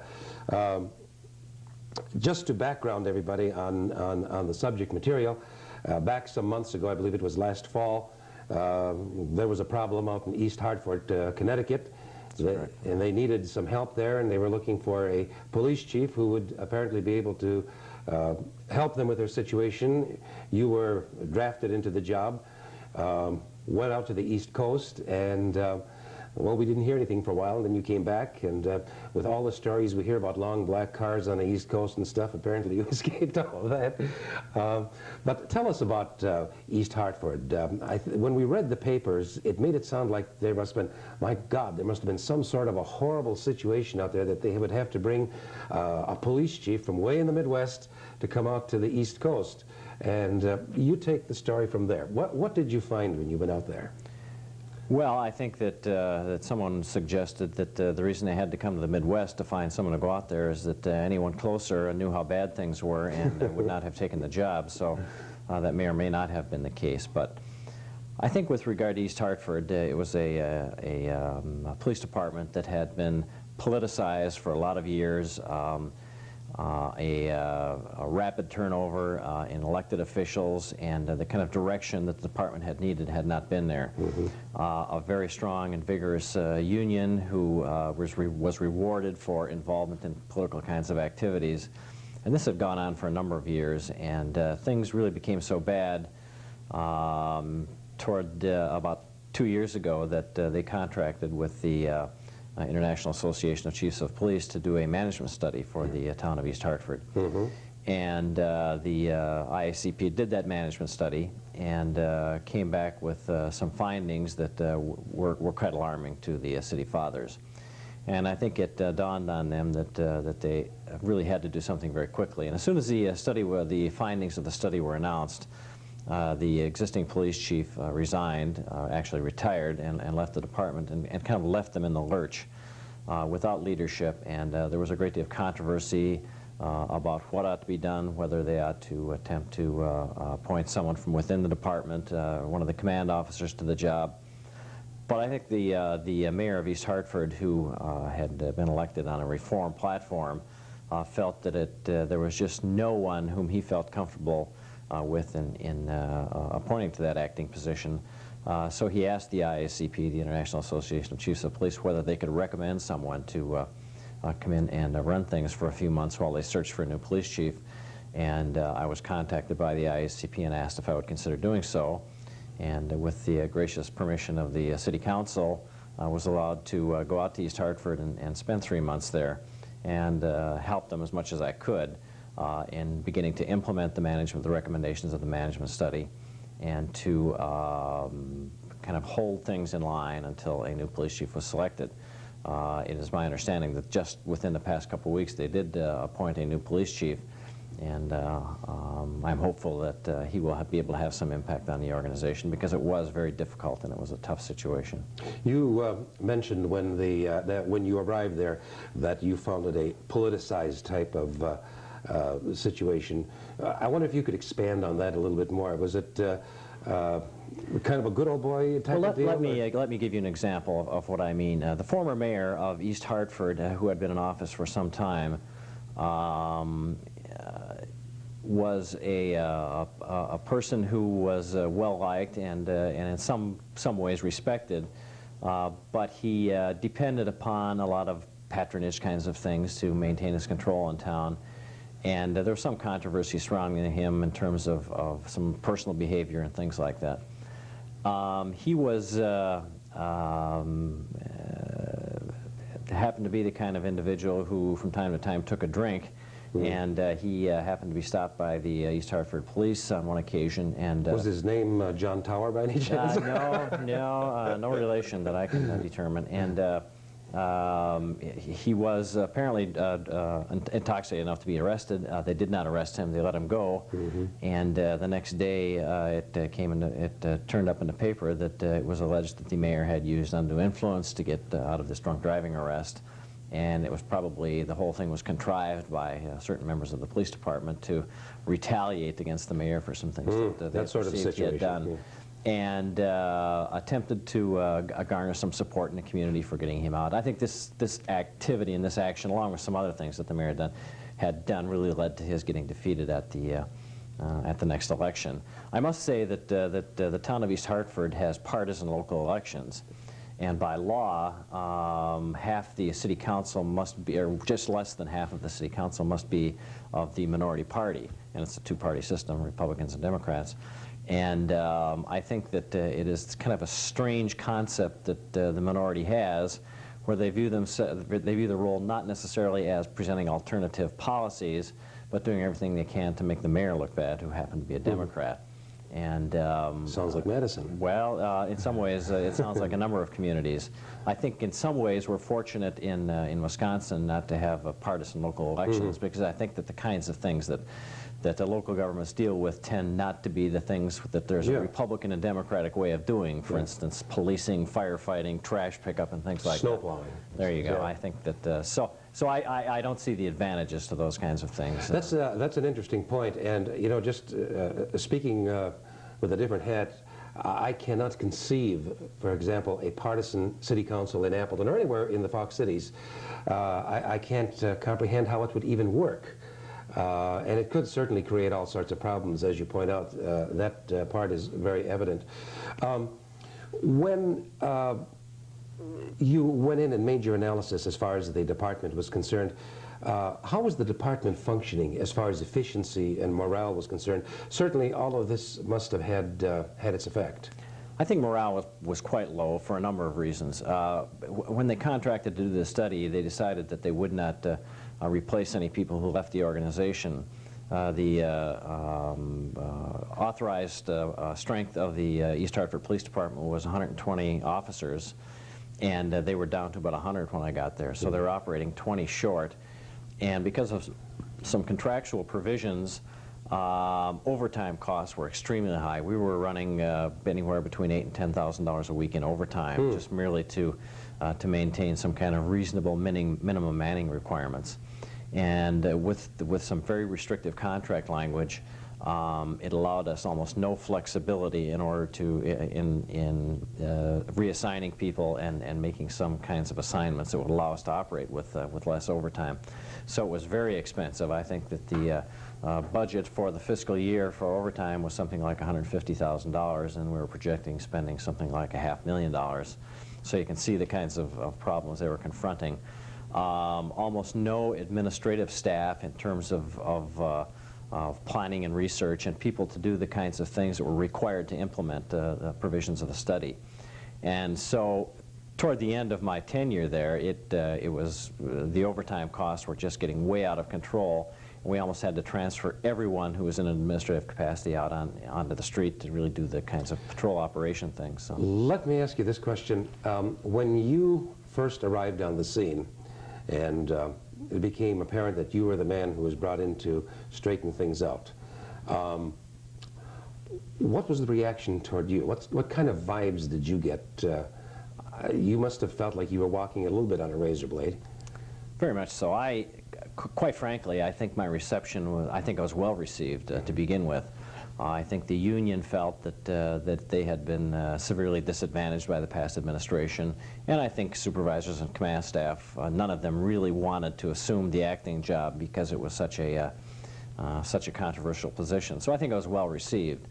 Unfortunately, I think the union felt that there was lots of things I could do for them, And that was not the case. And in fact, it's very rapidly developed into an adversarial relationship because of the high costs that were involved in maintaining minimum manning and absolutely no willingness on the part of the union to compromise the contractual provisions. And in some ways, I can understand that. And so, as I say, it turned into an adversarial relationship quite quickly. And it was almost impossible to change anything given those circumstances, because so much of the operational initiatives that management could have had at one time were co-opted and given away through bargaining. And it really would require some long-range planning on the part of the city to try and get some of those things back. Looking back over the experience now, sitting here back in Appleton, do you feel that you left Hartford with something substantial, that there will be something that will be coming out of what you left there? And I'll tell you what, why don't you think about that for a second, because we have to take a brief break, and then we'll come right back to that. Our guest is Appleton Chief of Police Dave Gorski. We're talking about his experiences as I believe, troubleshooter in East Hartford, Connecticut, and we'll be right back. Cable TV 8, home of the Foxtowner. Stay tuned. May I help you? Yeah, I want something good for my heart. What do you know what I mean? How about pasta with fruit? That's great! For a healthy heart. The American Heart Association says eating the right foods can help keep your heart healthy. Back with Chief Dave Gorski, and Chief, just before we took our little breather, we asked you to give some thoughts to what you hope that you might have accomplished and what you might be leaving East Hartford with. How do you look at it? Well, I think when I went, I was optimistic that I could make an impact and leave them with something in terms of beginning the process of organizational change. And I was enthusiastic about it. I thought there was some potential when I got there, even after a couple weeks. But it became rapidly clear to me that that was not going to be possible, and I think it really became kind of a holding action. So in terms of what I left them, I think that, that in all candor, I'd have to say not a great deal, although some of the administrators in the city said that they felt that that it was a change from past administrations, and that my approach to it really gave them a model to utilize in terms of assessing how things really ought to be done. So if that's all I left with them, perhaps that's the case. And as I say, I don't think it was a great deal. I think more importantly, at least from my standpoint personally, is the enthusiasm I came back with toward my own job in the Appleton Police Department. And I think that, in comparison, Appleton is head and shoulders above that kind of organization. And I'm very enthused about it, and I think that it kind of stimulated me to do some things and to be even more vigorous in terms of my pursuit of excellence in policing in Appleton. So I think from that standpoint, it was certainly a positive experience for me. Given the chance to have this sort of an opportunity again, do you think you'd be willing to consider it and give it another shot somewhere else? Well, I'm not sure. I think time probably will blur some of the pain involved in that, and organizational change is always a painful process. And I think in a strongly adversarial kind of organization that East Hartford was, I think it was even more painful, not only for myself, because I wanted to do something desperately, and I think that there were many within the East Hartford Police Department who wanted change to come about, but we just had no framework from which to begin and to accomplish that change. And I think, quite frankly, the fact that they knew my tenure there was going to be very short, I think that the process of organizational change involves some personal investment, and I think that I could not make that investment in some of the individuals there, and they could not make that investment in me. And I think it was unfortunate that was the case, but it was just reality, and I'm very hopeful that the new police chief will be able to utilize some of the talent that exists in that organization, because like all police departments everywhere, there's some good people there, there's some good cops who like to do good police things, and I think the potential is there. And I guess I'm optimistic that perhaps it'll take place. They'll get it together. Chief Dave Gorski, I want to thank you for taking a few minutes to join us tonight to tell us about your experiences at East Hartford. Glad to be here. Thank you. And next, when we return, we're going to be taking a look at our second Sister City segment. Last time you'll recall, we learned that we no longer have, or never really did ever have, a Soviet sister city. Well, we do have a very enthusiastic Japanese sister city to Appleton, and we're going to be learning all about that in just a moment when we go down to Mako's on South Oneida Street in Appleton. The U.S. Customs Service is waging war on drug smugglers, and you can help. If you see any unusual activity involving private boats or planes that might be connected to drug smuggling, call the U.S. Customs Service 24 hours a day, toll-free, at 1-800-BE-ALERT. You can remain anonymous, and you could receive a cash reward if your information leads to the arrest and prosecution of drug smugglers. Help stop drug smuggling. Call 1-800-BE-ALERT. 2 and 1. Well, now we're on South Oneida Street in Appleton. This is Appleton's Japanese Connection. It's where our Japanese city concept, I think, actually began. Would that be just about right, Bert? That's correct, yes. Okay, I'm talking with Mako and Bert Weiss. And last week we learned that we didn't really have a Soviet sister city as we thought we've had all this time. But we still, I think, have our Japanese sister city, don't we? Japanese, we have a formal sister city arrangement with Kanonji, Japan, which is Appleton's sister city. And you're right in that it is Appleton's only official sister city at this point. Yeah, we've tried twice now to get the Russians on our side, but we aren't succeeding very much, but we're doing all right with the Japanese. It's a little easier to deal with the Japanese than it is Russians. It would seem that way. Yes. Where, Bert, did the idea of the sister city come from? Was it your idea? Was it Mako's idea? How did it come about? Well, I should say that, you know, the concept of a sister city is cultural exchange and people to people and that sort of thing. And in this case, it really is a sister city because it happens to be where Mako's sister lives. Oh, okay. And so we have not only that kind of exchange, the normal people-to-people exchange, we have sort of a relative-to-relative exchange, which gives it a special meaning, frankly, than a normal sister city. And the people in Japan, Mako's sister and an organization that she belongs to, really started the ball rolling from that end. And just to bring everybody up to date, of course, to refresh your memory, last summer we had, I guess it was just about the whole city council from Kanonji came to visit us, wasn't it? Six councilor and mayor. Yeah, so that made it pretty official. 5 business people. And they came to visit Appleton. We hosted them at a banquet. They visited one of our council meetings. I shook hands with a couple of the councilmen from there. Through an interpreter, I learned that councilmen in Japan have about the same problems as councilmen in Appleton. Not much difference at all. But one of the things which, you know, I'm going to cherish this as a keepsake, that they left with us, and how could you ever forget them when they leave a bronze plaque like this as a gift? Jeff, could you just bring a little bit of a close-up on this so I could share this with the listeners?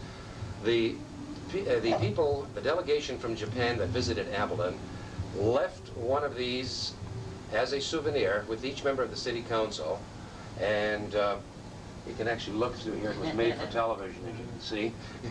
And it's extremely well cast bronze. It's been machined, obviously, and polished. And you can bring the lens back a little bit now, because I want to ask Mako if she can interpret for our listeners what this is. As I understand, this is a replica of an ancient Japanese coin, yes. And it's supposed to bring luck. Yes, there's a Kanye Tuho. Kaya Tuho. Kanye Tuho. Okay. Kanye Tuho. And the Kanye Tuho is equivalent to value of money right now is 100 yens at that times. And this Kanye Tuho is made for convenience for the people to use. This one used actually for 60 years through the year of Shogun year for throne for 300 years. And that time the Kanye year, because as you know this year, the emperor's funeral, you know the new emperor take over, then year's name changes. Yeah. And this year is called Heisei. That time the shogun changed and the name comes Kanye year. And that time is made of these coins. Now there is outside, I believe, of your city, I say your city because it's your hometown, a sand replica, a huge replica of this, and it's been kept up for what, 600-700 years? Right, it's 1600. They did in the sand in the beach, right next to the beach.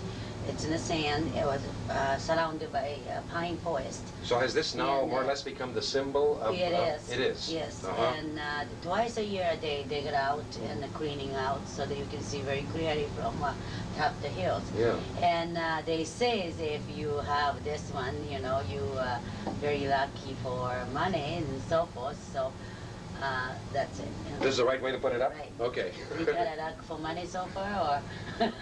Well, I haven't been rubbing it too much, but we can start tonight. I mean, there's no problem with that.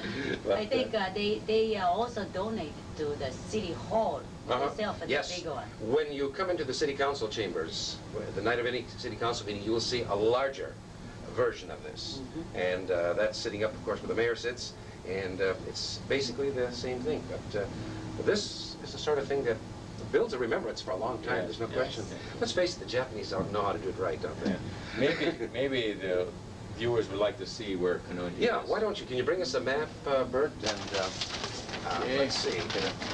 Jeff, can you get in a little closer here now and see if we can pull this map up a little bit? Okay, where actually is Kanonji located? Okay, let me sort of get the people. I'm gonna assume. You got that okay there, Jeff? All right. I'm going to assume that they know where Japan is, which may be not the correct assumption, but this relationship to Tokyo, a lot of people know. Tokyo is right here on the map. Then you have cities like Osaka and Kyoto, they're right here. And here's Kanonji, if you can see in red, right down here. It's on a big island, isn't it? This is well, it's on the fourth island of the major islands. You have Hokkaido, the northern island, Honshu, the major island, Shikoku is right here. Kyushu is down here. Now this is called the Inland Sea. Okay.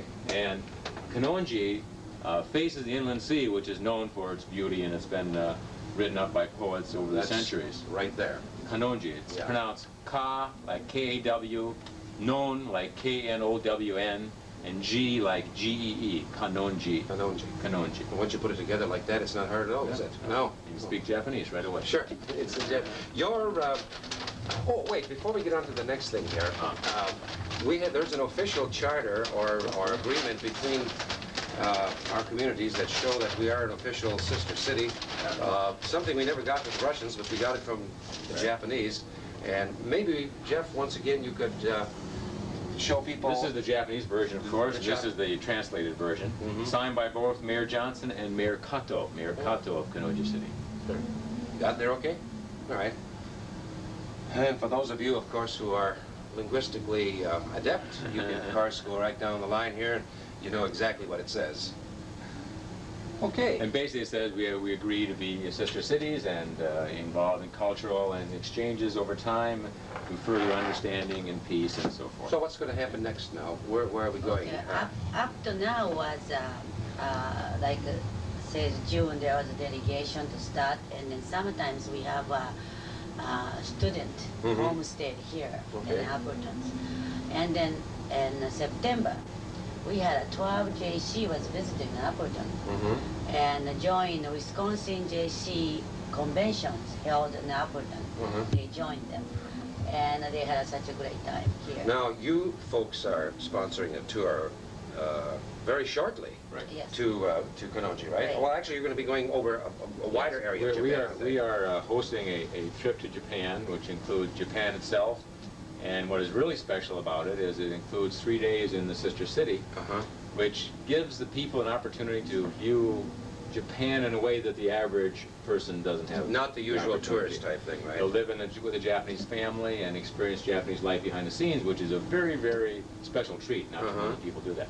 In addition to touring Japan itself, it's a 12-day tour altogether. We leave on the 27th of April, returning on the 8th of May. There's only a few days left to get in on this. If anybody's interested, they need to call us right away. We do have a couple vacancies. In fact, we're looking for a few more people. Okay, very good. Yeah.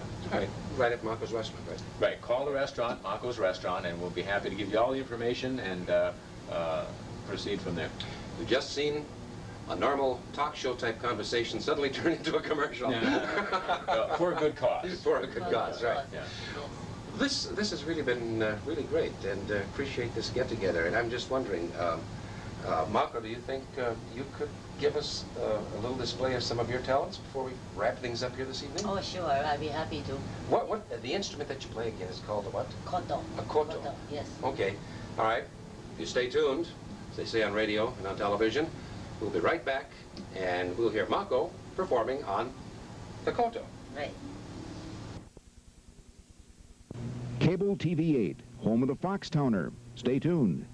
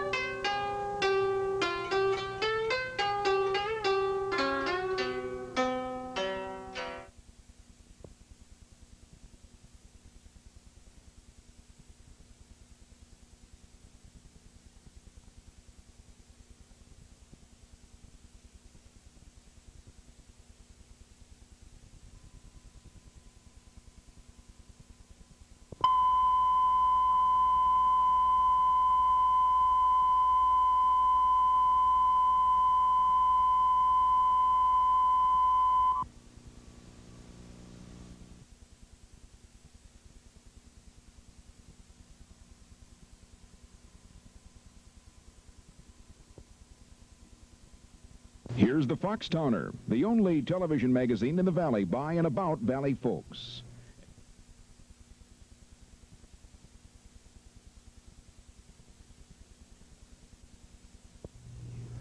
Good evening, I'm Bill Day, and welcome to tonight's edition of the Foxtowner.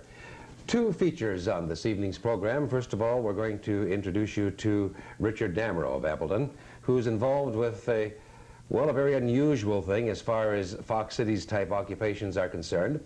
And then a little later on in the program, we're going to bring you two of the cutest kids you've ever seen, and we'll just leave it at that, and we'll let that episode speak for itself. But introducing our guest for tonight, Richard Damerow, who is the president of Spring Films, which is located in Appleton. Spring Films is a production company, Richard? Yes, principally. And you, as we said, are the president of Spring Films. Basically, tell us what you're doing, but hold the heavy stuff till a little later, and we'll get into that. But you've been involved with, for example,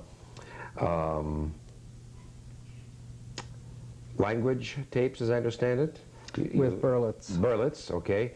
And also New Age videos, some kids' things. Why don't you just pick it up right from there? All right, well, the company got started about 4 years ago, principally doing language learning tapes for Berlitz, which is a subsidiary of Macmillan, which has recently been purchased, I believe, by an English group. And Berlitz has been in operation for over 100 years, and they wanted to become involved with the video revolution in the sense of taking their audio material and converting it to video, and that's what we did. Subsequently, we have formed joint ventures with a subsidiary of Greuer, which makes Encyclopedia Americana. Weren't they also the Book of Knowledge, too? Yeah, it's done. And that joint venture was with one of their subsidiaries called Children's Press, in which we're now currently working on 2 New Age videos for children between 3 to 6-year-olds. This type of activity, production of films, videotapes, for example, is not something which is generally thought of as being a business in Appleton. I know that some of the companies have their own in-house video operations, which actually serves more to establish training programs and things of that for their own employees. But here you are doing something which is done on a national basis. As I understand it, fundamentally, though, you began life as a writer, isn't that right? Exactly. When I lived in Hawaii, I participated in a number of contests for screenwriting, screenplay writing, and I found that it was very difficult to get anybody to pay attention to what you were doing unless you got involved in production. So I became involved in production principally as a frustrated writer. But to go back on what you were saying on how unusual it would be for a company like this to be in the Fox Valley, in fact, it's getting less and less uncommon. There's another company that has recently come into the Fox Valley, Manion Productions, which is involved in video syndicating television shows, much on the same level that we are. And one of the, just to interrupt you there, one of these days, this comes as an afterthought from a conversation that we had earlier, I would hope we could talk Tim Manion into coming on the program and bringing some of the material on and showing the folks what he's doing right here in Appleton on syndicated national basis. Yes, and it's very exciting. I think the thing that video does, unlike film, is it's inexpensive enough that people, like yourself, for example, this program is only a degree different than what is being done on national television. It is not a difference of kinds. When you're talking about film, you're talking about getting the kind of materials together that it requires, the kind of financing to do film. It's prohibited. There are only a certain amount of people that can afford this, and you have to have a certain form of distribution. Video, on the other hand, allows a wide range of people to become involved, and it almost creates, if you will, a democracy. And so the small cities can operate, and I don't want to get into a dispute on union versus non-union, but when you consider that in Hollywood, a production that would take somewhere around $50,000 to $75,000 to do can be done in Chicago for perhaps $20,000. Could be done in Appleton for $10,000. That's considerably different. This, I think, almost follows a lot of the revolution that we've seen, which has affected Hollywood in recent years. regarding the independent producers who have more or less said, you know, the heck with Hollywood, we can always go somewhere else and shoot the film, and then we'll bring the films back here and have somebody put them together. And of course, we saw an example of that with the film that was shot just, you know, this past summer in Appleton and in Neenah, Meet the Applegates, which I guess will come out sometime next year, or late this year, I should say. But taking your point a little bit further, with video, you don't have to take it back to Hollywood. That's right. You can do the editing right here in Appleton. Stays right here. Stays right here. That's right. And the cost factor is substantially different. And basically, what's different between this and doing poetry and taking the poetry, putting it on a Xerox machine and handing it out to your friends is, when you sit down to do a show, it presupposes an audience, and it presupposes collaboration. You need cameramen. So if we look out in front of us, we have several cameramen. If we look in the other room, we've got an engineer. We've got a director. We've got all these basic people who've come together to form the show. What makes video so unique is the fact that you need so few of those people, those collaborators, so that in a sense, 3, 4 people can get together almost literally with a home video camera and put together a show, which is something you can't really do with film, because the amount of collaboration with film takes ever so many more. I'm wondering how much of the video revolution, quote unquote, we've seen so far. What makes me think of this is just today I was reading a copy of the Wall Street Journal, the classified ads, and here was an ad in there from a distributor. I forget who it was offhand, but he said he was buying all types of videos to stock in stores. And looking for people who either are producing them or making them available or own the rights to them and stuff. There must be a tremendous demand for that. I'm just thinking of, you know, when I walk into an ordinary grocery store and see this rack upon rack of videos, and that's not even a major store, there must be almost an insatiable hunger for material to make available to the public.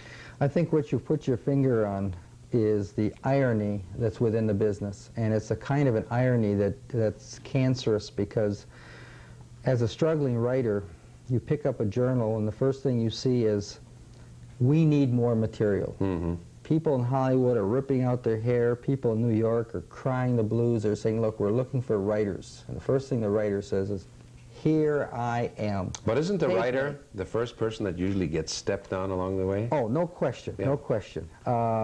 There's certainly enough stories about that and jokes, which we don't need to go into. But the point that I'm getting at is the fact that the writer has an idea, the fact that there is an insatiable, seemingly,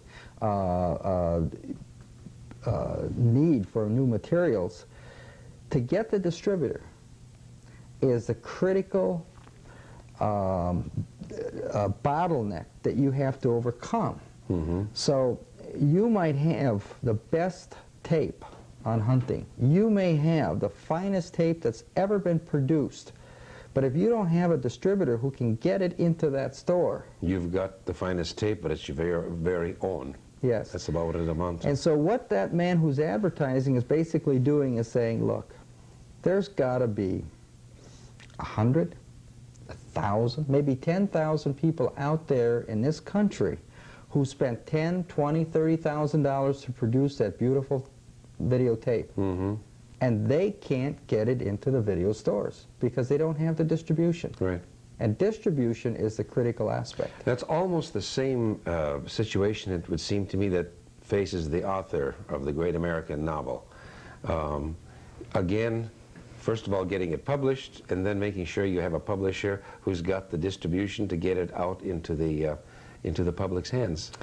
You make a marvelous point. About 5 years ago, an unemployed writer decided to employ himself, and the way he did it was to take a I can't think of the name of the novel. Seemed to me it was Painted Pony, but he took the novel, which had just won the most coveted award that a novel in America can win. He retyped it on the stationery, and sent it to a variety of companies, including the one that originally printed it. Now this is what's called over the tram. It's sort of the assembly line process of where thousands of manuscripts are received on a weekly basis. And the interesting thing is, the man was turned down by every company, including the one who had published it. The one who had published it, with a form letter. And when he wrote his article, the people who had originally published that particular work said, well, look, there are a lot of reasons why it was turned down. First of all, they only gave us a portion of the novel. Okay, they didn't even know the novel that they had published. You would think that somewhere along the line there would have been an editor who might have recalled said, that. gee, this is plagiarism or something. Or, gee, you know, haven't I read this somewhere before? Yep. Or something? So what he did was, he took the criticism in stride, and being an unemployed writer, except he had written that article just some time before, he says, well, I might as well get another free ride out of this one. So he now types out the entire novel on his stationery, sends it off to that publisher along with others. Again, he receives rejection notices that this is the most horrible novel, it is the most rotten thing, and again, it is the same novel that won the most coveted award the year before. Be interesting if somebody had tried that with Dr. Zhivago, and maybe just change a few names, you know, call it Dr. Namro or something like that, and see how the reception would be among the various publishers. Again, wondering in the back of our minds, would somebody even recognize the work if they saw it under those circumstances? All right, but here's the scariest feature of the business. We are talking as though the writer who spends hundreds of hours writing and rewriting is somehow being judged on his writing. You see, we're making that assumption in this discussion here that writing has importance. The reality is this. The reality is that 90% of all the work that is accepted in Hollywood, and that includes the Mike Douglas show, incidentally, is done orally. In other words, you know somebody, you talk about it, you pitch it. You pitch it, and then later on you deliver the product. Theoretically, that's the case. Now, in Raise the Titanic, a rank film out of England that cost, I don't know, $40 million or something. It was sold over a pool. They said, I've got an idea. Let's have a film on the raising of the Titanic. Sounds like a great idea. We're going to have a star in it. What's the deal? And they cut the deal. Nobody thought about the script until they got well into the deal, and suddenly it became apparent. We need a script. We need a script. The film never had a script. Panic, find a writer. Exactly. And it didn't work out because people wrote it from the deal and not from the gut level feeling. But getting on back to what I was saying before, is a lot of good writers don't know how to pitch their materials. And so what you have is people depending on the tram. Now, I'm familiar with Miles Copeland III, who is the manager of the police, and I've met Sting, and in fact, I was involved in criticizing one of his film scripts as a writer and various other things for Irish Video. And the interesting feature about this is, this man receives a tape wherever he goes. This is Miles Copeland. Now, he's the president of IRS Records, kind of a new wave group. They signed up a local group out of Green Bay, Timbuk3. And wherever he goes, he receives a tape. He receives hundreds of tapes. If he weren't making money selling records, he could take those tapes out to a local swap meet and just sell those, you know, at a dime a piece, and he'd still be making money. But the reality is that those people who are giving him tapes, it is highly unlikely that they will ever be heard. They may, first, there are some people that pick like 1 out of 100 to listen to. 99 go down. And then that's only for the day. And then you figure for the week, the likelihood of getting your tape picked is so slim. So when you say it's who you know, it's not so much of a question of corruption as the saying, it's who you know. It's who can you pitch to?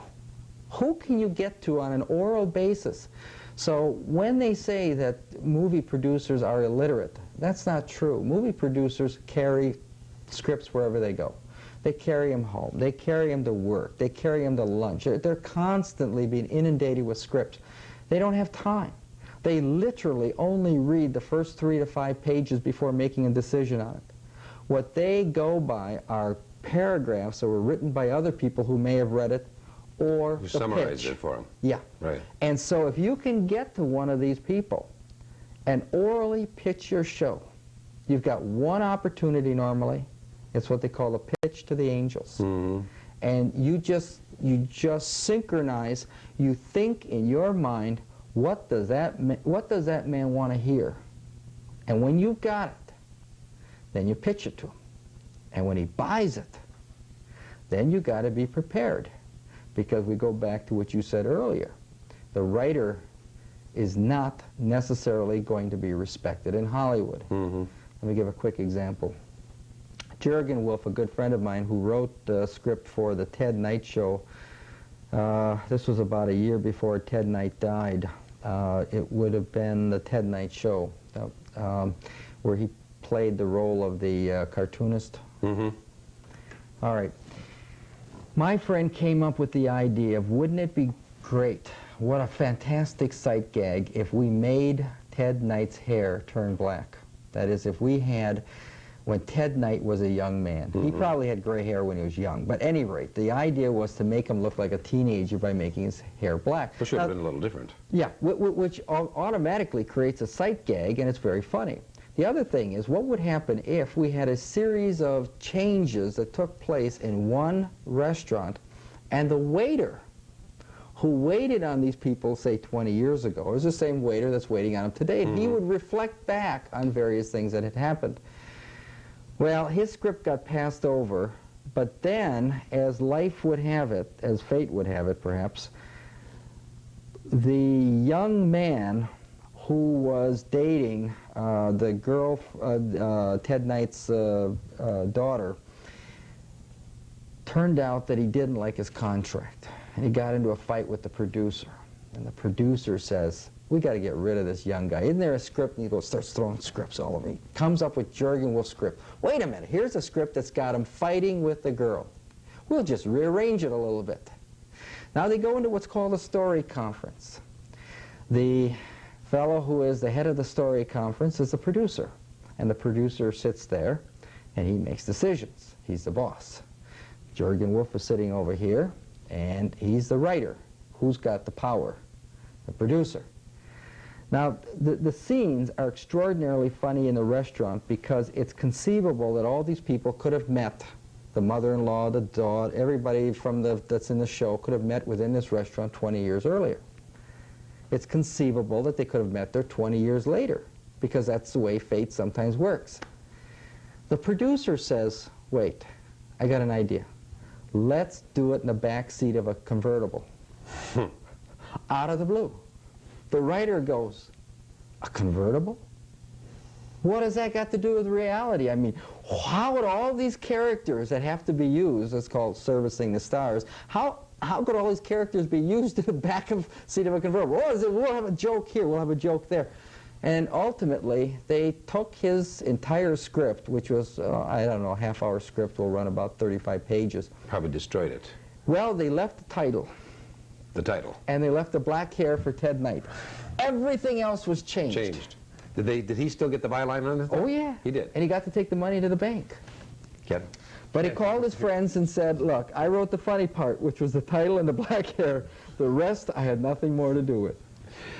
We're going to take a break here in just a moment. We're talking this evening with Rich Damerow. He's president of Spring Films, which is an Appleton company. And we haven't gotten to the main part of our program yet, but we're going to be doing that in just a moment. You're watching the Foxtowner on Cable TV 8. Stay tuned.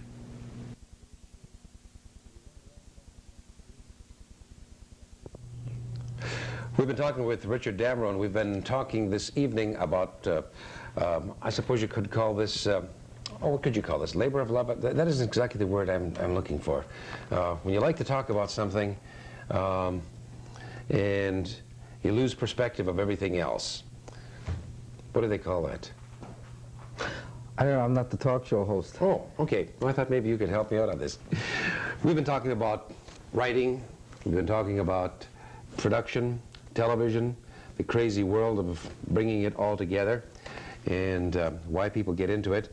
And it is a subject I think we could just go on and on and on about all evening if we wanted to. But actually, Rich, the real reason I brought you on the program was to have you tell us about what sounds like an exciting project that you started, and apparently you're going to be, I guess, selling off part of it, keeping part of it, but just to renew everyone's memory, there at one time was a talk show host who had quite a following and program by the name of Mike Douglas. Mm-hmm. And you have contacted Mike Douglas and apparently signed him to a contract with the idea of starting a whole new program. And I guess you've done the writing and been working on the production, and for a moment you had hoped that you might have gotten some Fox Cities roots into your program. Why don't you pick up the story and move it from there? Well, very quickly, let me start with the very beginning. The very beginning is my religious faith, oddly enough, is the Baha'i faith, and that is very much keyed into my basic thinking in terms of how I approach life. And as I am growing older, I am rapidly seeing the need for the generations to pull themselves together. The idea of a generation gap makes absolutely no sense. Mm-hmm. And as some people have now written, the amount of people who will be 50 plus within the next decade and thereafter will be astounding. In fact, there are more people right now over age 40 than what there are under. The critical feature then is this: if we're going to be talking about developing a show which is going to have an audience with an appreciation, that is the direction to look in, because your demographics are growing so quickly. So you're looking at a program that would meld into the graying of America concept, so to speak. But then we're looking at generations who have been so youth-oriented that we were never told that we were going to grow old. Of course, they're 40 and 50 years old now, because you're talking about the group out of the middle and late 60s. That's right. Yeah. But the group that came out of the 40s, the baby boomers, are also going to be turning 50 very shortly. My God, I just happened to think that I was there. Yes. But getting back to Mike Douglas, well, what we're saying is that we needed the idea, but we also needed a hook, and the hook is that there's no preparation. Yeah. So what Mike Douglas would do is not just be the host of a show that's geared to older people, let's say, but it's geared to solving problems that people are now encountering that they would not have encountered before. Now, you've conceived the program. I know that you've promoted it. You've tried to get people to back it. And apparently it's going to come together, but it's going to come together in Chicago. Right. What role will you be playing? I will be principally co-executive producer of the show, more or less as a consultant to the show. And it's a nice position to be in, because you get to add in your advice here and there, you get paid, and then you really don't have an awful lot of responsibility for the everyday work. Any chance that any of the programs might be produced in the Fox Cities, or? We would like to think that there will be, because there is such a pool of 50-plus people that do such interesting things. Specifically, like the EAA. It would be an excellent opportunity to bring Mike up here. Rich, I want to thank you for joining us on the program. I think it's a subject we can come back to again at a later date. Okay. And when the Mike Douglas show starts coming back together, maybe you can get some advanced clips for us and stuff, and we can come back and talk about it again. Sounds good. And say, look, we talked about it once before. Here's what happens when you start basically taking ideas and making them materialize. Sounds good. Speaking about things that are materializing, one of the future programs that we'll be doing here on the Foxtowner focuses on the Appleton Public Library. And we did our taping and all the other things that have to be done to get a program together back about 2-3 months ago. It'll probably be another 2 months before we put the program on the air, and I think you'll find it interesting when we do, because the Appleton Library is a fascinating place. But as in any sort of an endeavor, once in a while you run into something that can't wait. And I want to, in just a moment, have you and share with you a scene that occurred while we were taping the public library show, and it just can't wait until we put it on the air. You've got to see it now, and you'll understand exactly what I mean when we come back. But first of all, we'll pause for this. Cable TV 8, home of the Foxtowner. Stay tuned.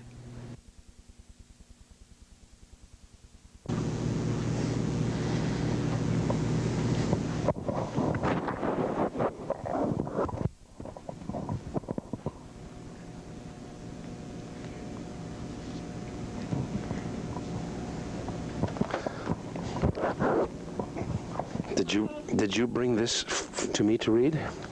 This is called, oh, you want me to read Sesame Street with you, huh? Okay, let's see. Is this your favorite magazine? Hmm? Oh, yeah? Oh, yeah, that's pretty good, isn't it? Is that you? No. No? Oh. Okay. Oh, that's Wolf, and that's Honk. And, Big Bird in Japan, huh? Yeah. Yeah, that's Big Bird. Mm-hmm. Let's see what else we got here. Oh. Well, as you can see, we're in the children's section. And when you're dealing with youngsters, naturally, you've got to deal with them on their level, and here we are. I'm being introduced to Sesame Street right now. And for some reason, this young lady doesn't want to tell me her name. I don't know if that's instinctive or what. Oh, look at this. The Count counts snowflakes. You like that? Yeah, that's great. Mm-hmm.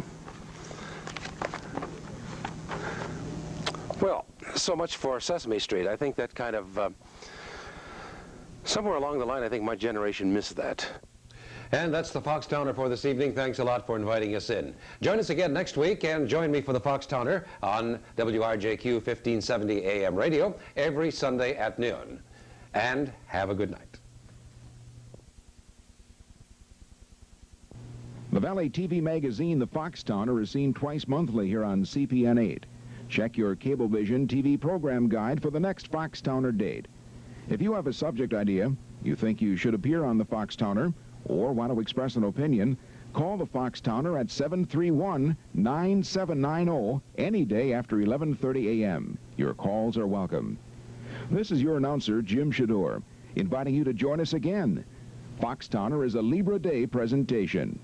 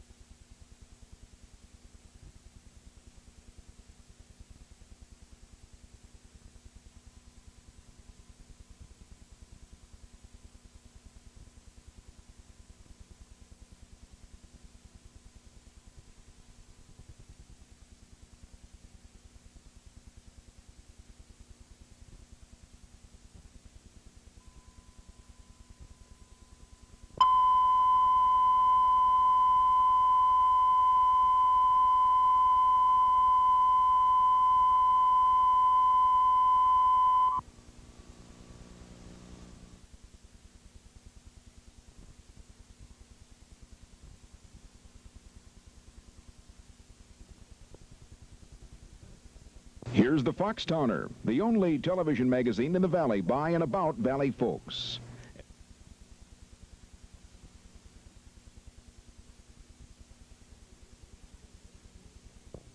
And good evening. I'm Bill Day, your host of the Foxtowner. That's the order of business here this evening. It is the Foxtowner. And I suspect that you've noticed in the newspapers recently and on television, there appears to be almost a race among various groups.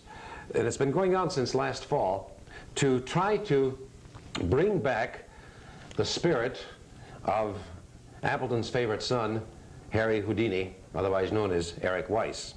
And there have been various seances that have been held in parts of the country recently. Nobody's been successful, but they keep trying. Before Harry Houdini died, he was one of the biggest debunkers of spiritualism and seances. He just said it was absolute crap and a phony. He's right, of course, but it doesn't seem like anybody wants to believe him. One of the things that Harry Houdini said he would do, if it were at all possible, that after he died, if there were any way or means to get back to either prove or disprove the life after and spiritualism and things like that, he would do it. So naturally everybody's figured, well, Harry said he can do it, you know, we'll call on him and he'll do it. Well, this has been going on now for what, 65 years, 60 years, something like that.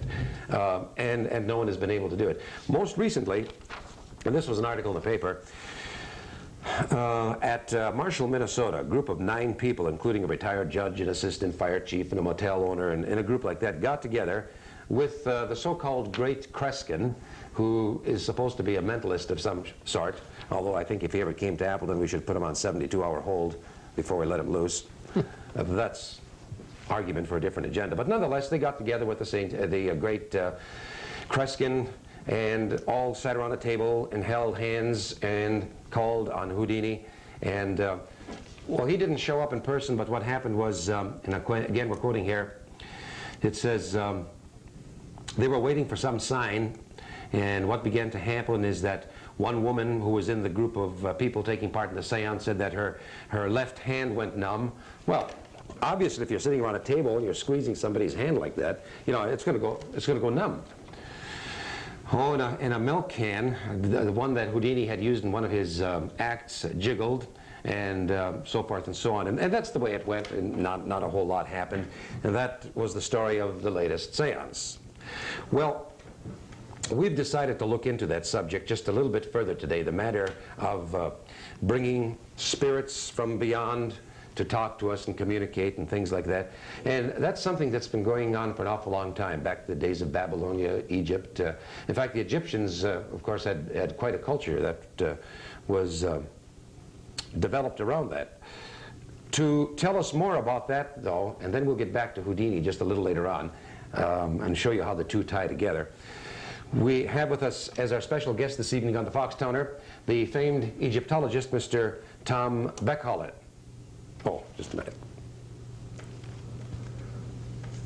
Good to see you, Dr. Beckhollet. How are you? Good evening, Bill. It's a pleasure to be here. I'm happy that you were able to come here and give us some studied opinion on some of these matters, because it seems like there's an awful lot of foolishness going on. And but there was a time in human history when spiritualism, that is, being able to the oracles of the past, being able to deal with and contact the spirits, was actually very serious business, wasn't it? It was very well accepted, yeah, and pretty standard throughout the culture, and it remained for many centuries. You brought with us from the university this evening this, I wonder if you fellows can pick this up on a camera, this item here, which is known as the shield of the 3 daisies.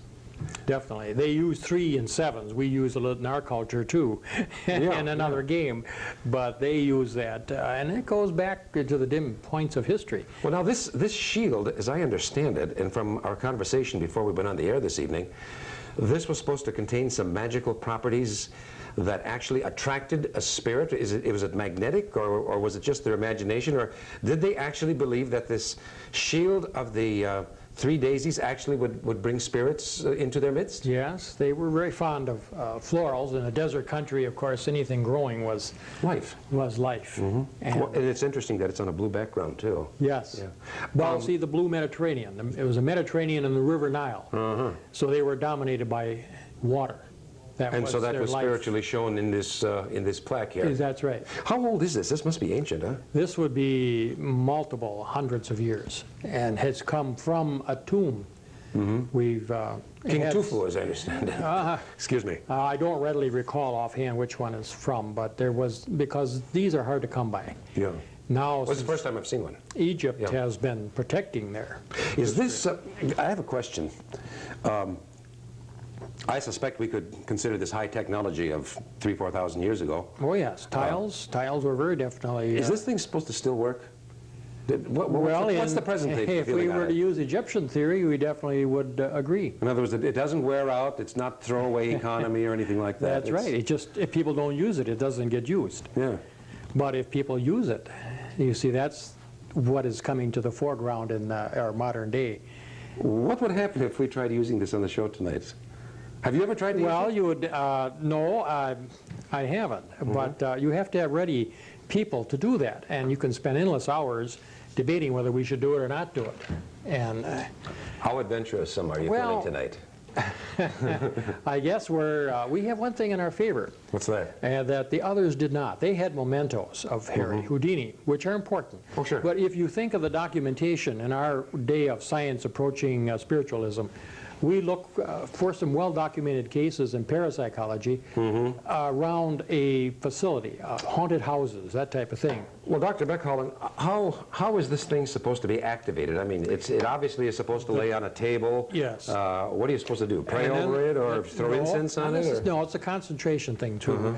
But you would do it in the evening hours, and that's what we have. Well, now. this is evening, right? And then dark room and stuff. You would strike a candle. You see, a candle's been used through centuries for more than just light. It seems to symbolize life, the spark of life, and when it goes out, it dramatizes death. Oh, wait a minute. I noticed now, you know, when you mentioned candle, I just happened to glance at it. Well, you wouldn't be able to pick this up on camera, but I'll explain to the audience. There's a kind of a little indentation in there. Was that intended to hold the candle? Yes. And you put the candle on there. Yes. And light it. Just one candle. And then what happens? And then that would focus your attention and your thoughts on bringing that particular individual back to a familiar setting. You see, you have to be in the familiar setting. Well, Cablevision wouldn't be a No, but we're in the locale. Oh, that makes now, a difference. we're a step over Michigan. Yeah. Now, if we wanted to, we should go over to Houdini Court if we wanted to be truly successful. I'll tell you what, somebody got a match. One of you guys down there in the crew got a match. I just happen to have some handy birthday candles. A birthday candle. Is a birthday candle okay? Well, it's perfectly. Why not I come on a birthday? Yeah. We're not too far from Harry's birthday, I'm sure. Linda, Karen, Mabel, and Debbie, would you girls in the control room like to douse the lights a little bit? We'll make this really, there we go. Where do I throw this now? I can't throw it in my coffee. Now, I do it like, did Harry do that? Did he blow the candle out? He might be discouraging us. All right, let's... I hope not. Yeah, well, all right, let's do this now. Oh, I see. All right, hey, this is very clever. Now, I put the candle in the daisy. All right. And now we concentrate our attention here, do we, on this? Focus on a flame, which is easy to do. Fire. Would it help if we turned out all the studio lights and just had it on there, do you think? Well, I would suspect. Yeah. And what do we do? Just concentrate on... Just look and think only of the individual that you're trying to call. Well, let's see. We want to try to do what the folks in Minnesota did. They said, "Come on, Harry." So let's do that. Let's see if we can get Harry to come on down to the Foxtowner show. Well, Harry would love to be in the center of attention. Okay, and all of you folks at home now, would it help if all the people watching kind of concentrated? It might very well. All right, everybody at home, concentrate on this candle. We'll concentrate on it here in the studio. And let's just see what happens. And so let's concentrate. I'll tell you what we'll do. I'll put my watch on timer. I think before the program you said that we needed at least a minute to 30 seconds of solid concentration. Yes. It doesn't take hours and hours like today's seances do. If you're going to do it, you're going to do it quick. Okay, all right. So if Harry wants to come and he wants to be here, he's going to come right away if he wants to. If he's not going to come, and that's going to be long and short of it. That can be the other part of it. Okay, our guest this evening is Dr. Tom Beck-Holland, and we'll begin our concentration on the candle starting right now.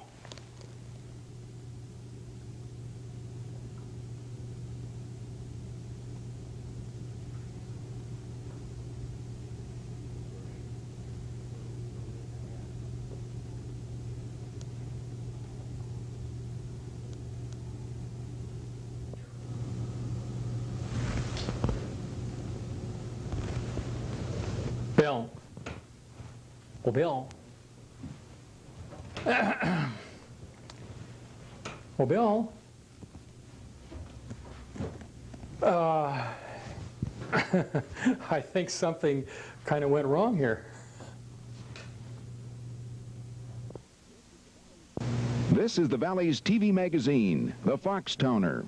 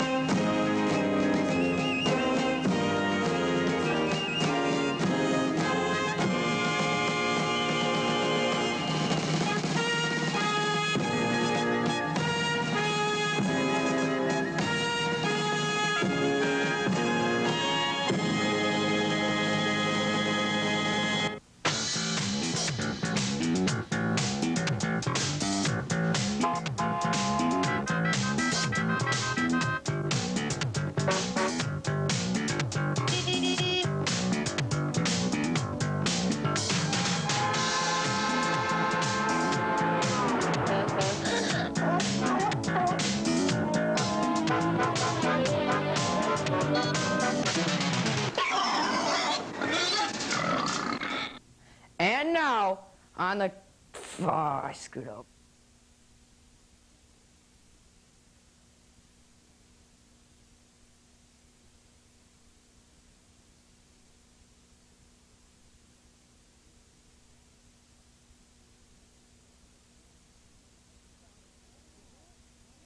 Foxtowner, it's the Hewitt Gibson Show!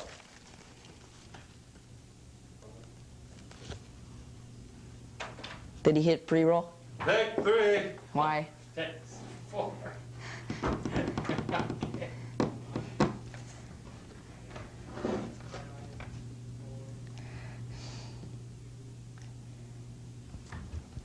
And now, on the Foxtowner, it's the Hoot... Oh, what's his name? Hoot Gibson. Oh, how can I forget? One more time. Hoot Gibson.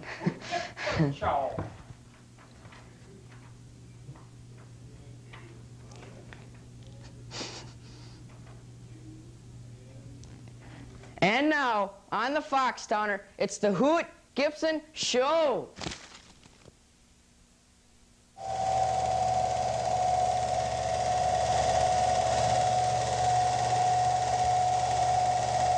This program comes to you in compatible black and white and in television silence.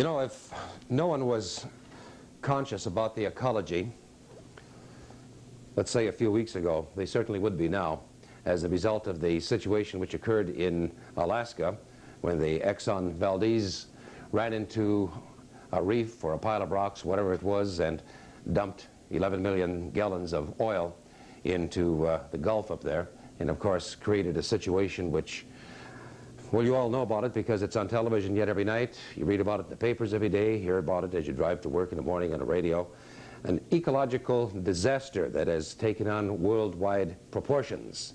And a corporation which they've taken responsibility because with every television camera in the world going down there and picking up the mess for you to see while you're having supper at night, it's pretty hard to not have to take responsibility. And it's also interesting how Exxon has decided that they also would like to break some more of the ecological regulations in order to clean up the mess that they left there. Sounds like I'm starting in on an editorial, and I'm really not. Don't think I'm saying anything more than what a lot of other people are saying. But it's important to remember that it's the very same Exxon Corporation, with all of its assurances of protecting the ecology, that wanted to do some mining up in the Crandon and northern Wisconsin area just a few years ago. In fact, I think they still have the rights to do that. Let's hope that they don't want to do that. And just to remind you, why don't we take a run up north to the Crandon area and the area surrounding it, and let's just imagine for a few minutes what an ecological disaster would do to that area if Exxon were to go into the region and begin some mineral exploration. These photos were taken during the fall, the best time of the year, and it gives you a good idea of what might not be there if the ecology were destroyed.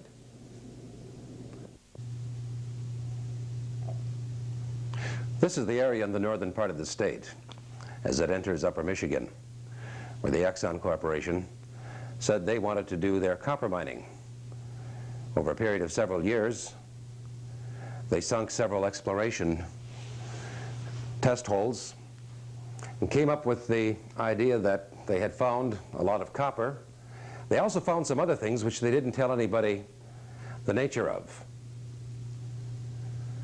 Environmentalists in Wisconsin began to become somewhat alert when they learned that Exxon was applying to the state of Wisconsin for permits to mine under a lake. And that began to alarm some of the local people as well. Imagine 11 million gallons of oil, or let's say 11 million pounds of ore in a stream like you just saw, type of stream you like to go to in the summertime. This area has suffered one ecological disaster already. That was about 75 or 80 years ago, when the lumber barons first came through and clear-cut the entire area, at first leaving behind stubble and brush. And in the past 2-3 generations, it's matured once again into what you could call harvestable timber and a recreational area. It's altogether possible that industry and recreation can meet and get along quite well. And in many areas they do, and Wisconsin has the type of regulations and laws that will make that possible, if they're followed. Well, after watching Exxon's performance in Alaska, I doubt very much if they would follow the rules. And just imagine this area, as we mentioned a moment ago, hit by a disaster of that nature. It wouldn't be the North Country that we all like to go to in the summertime, at least not for long. And the time that it would take to recover in northern Wisconsin's climate, just about as long as in Alaska.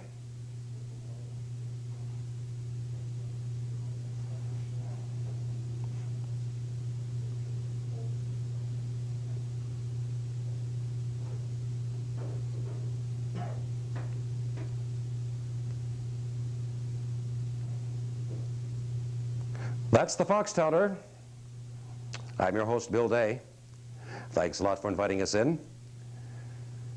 Join me on WRJQ AM 1570 every Sunday at noon for for the radio edition of the Foxtowner. Have yourself a good week.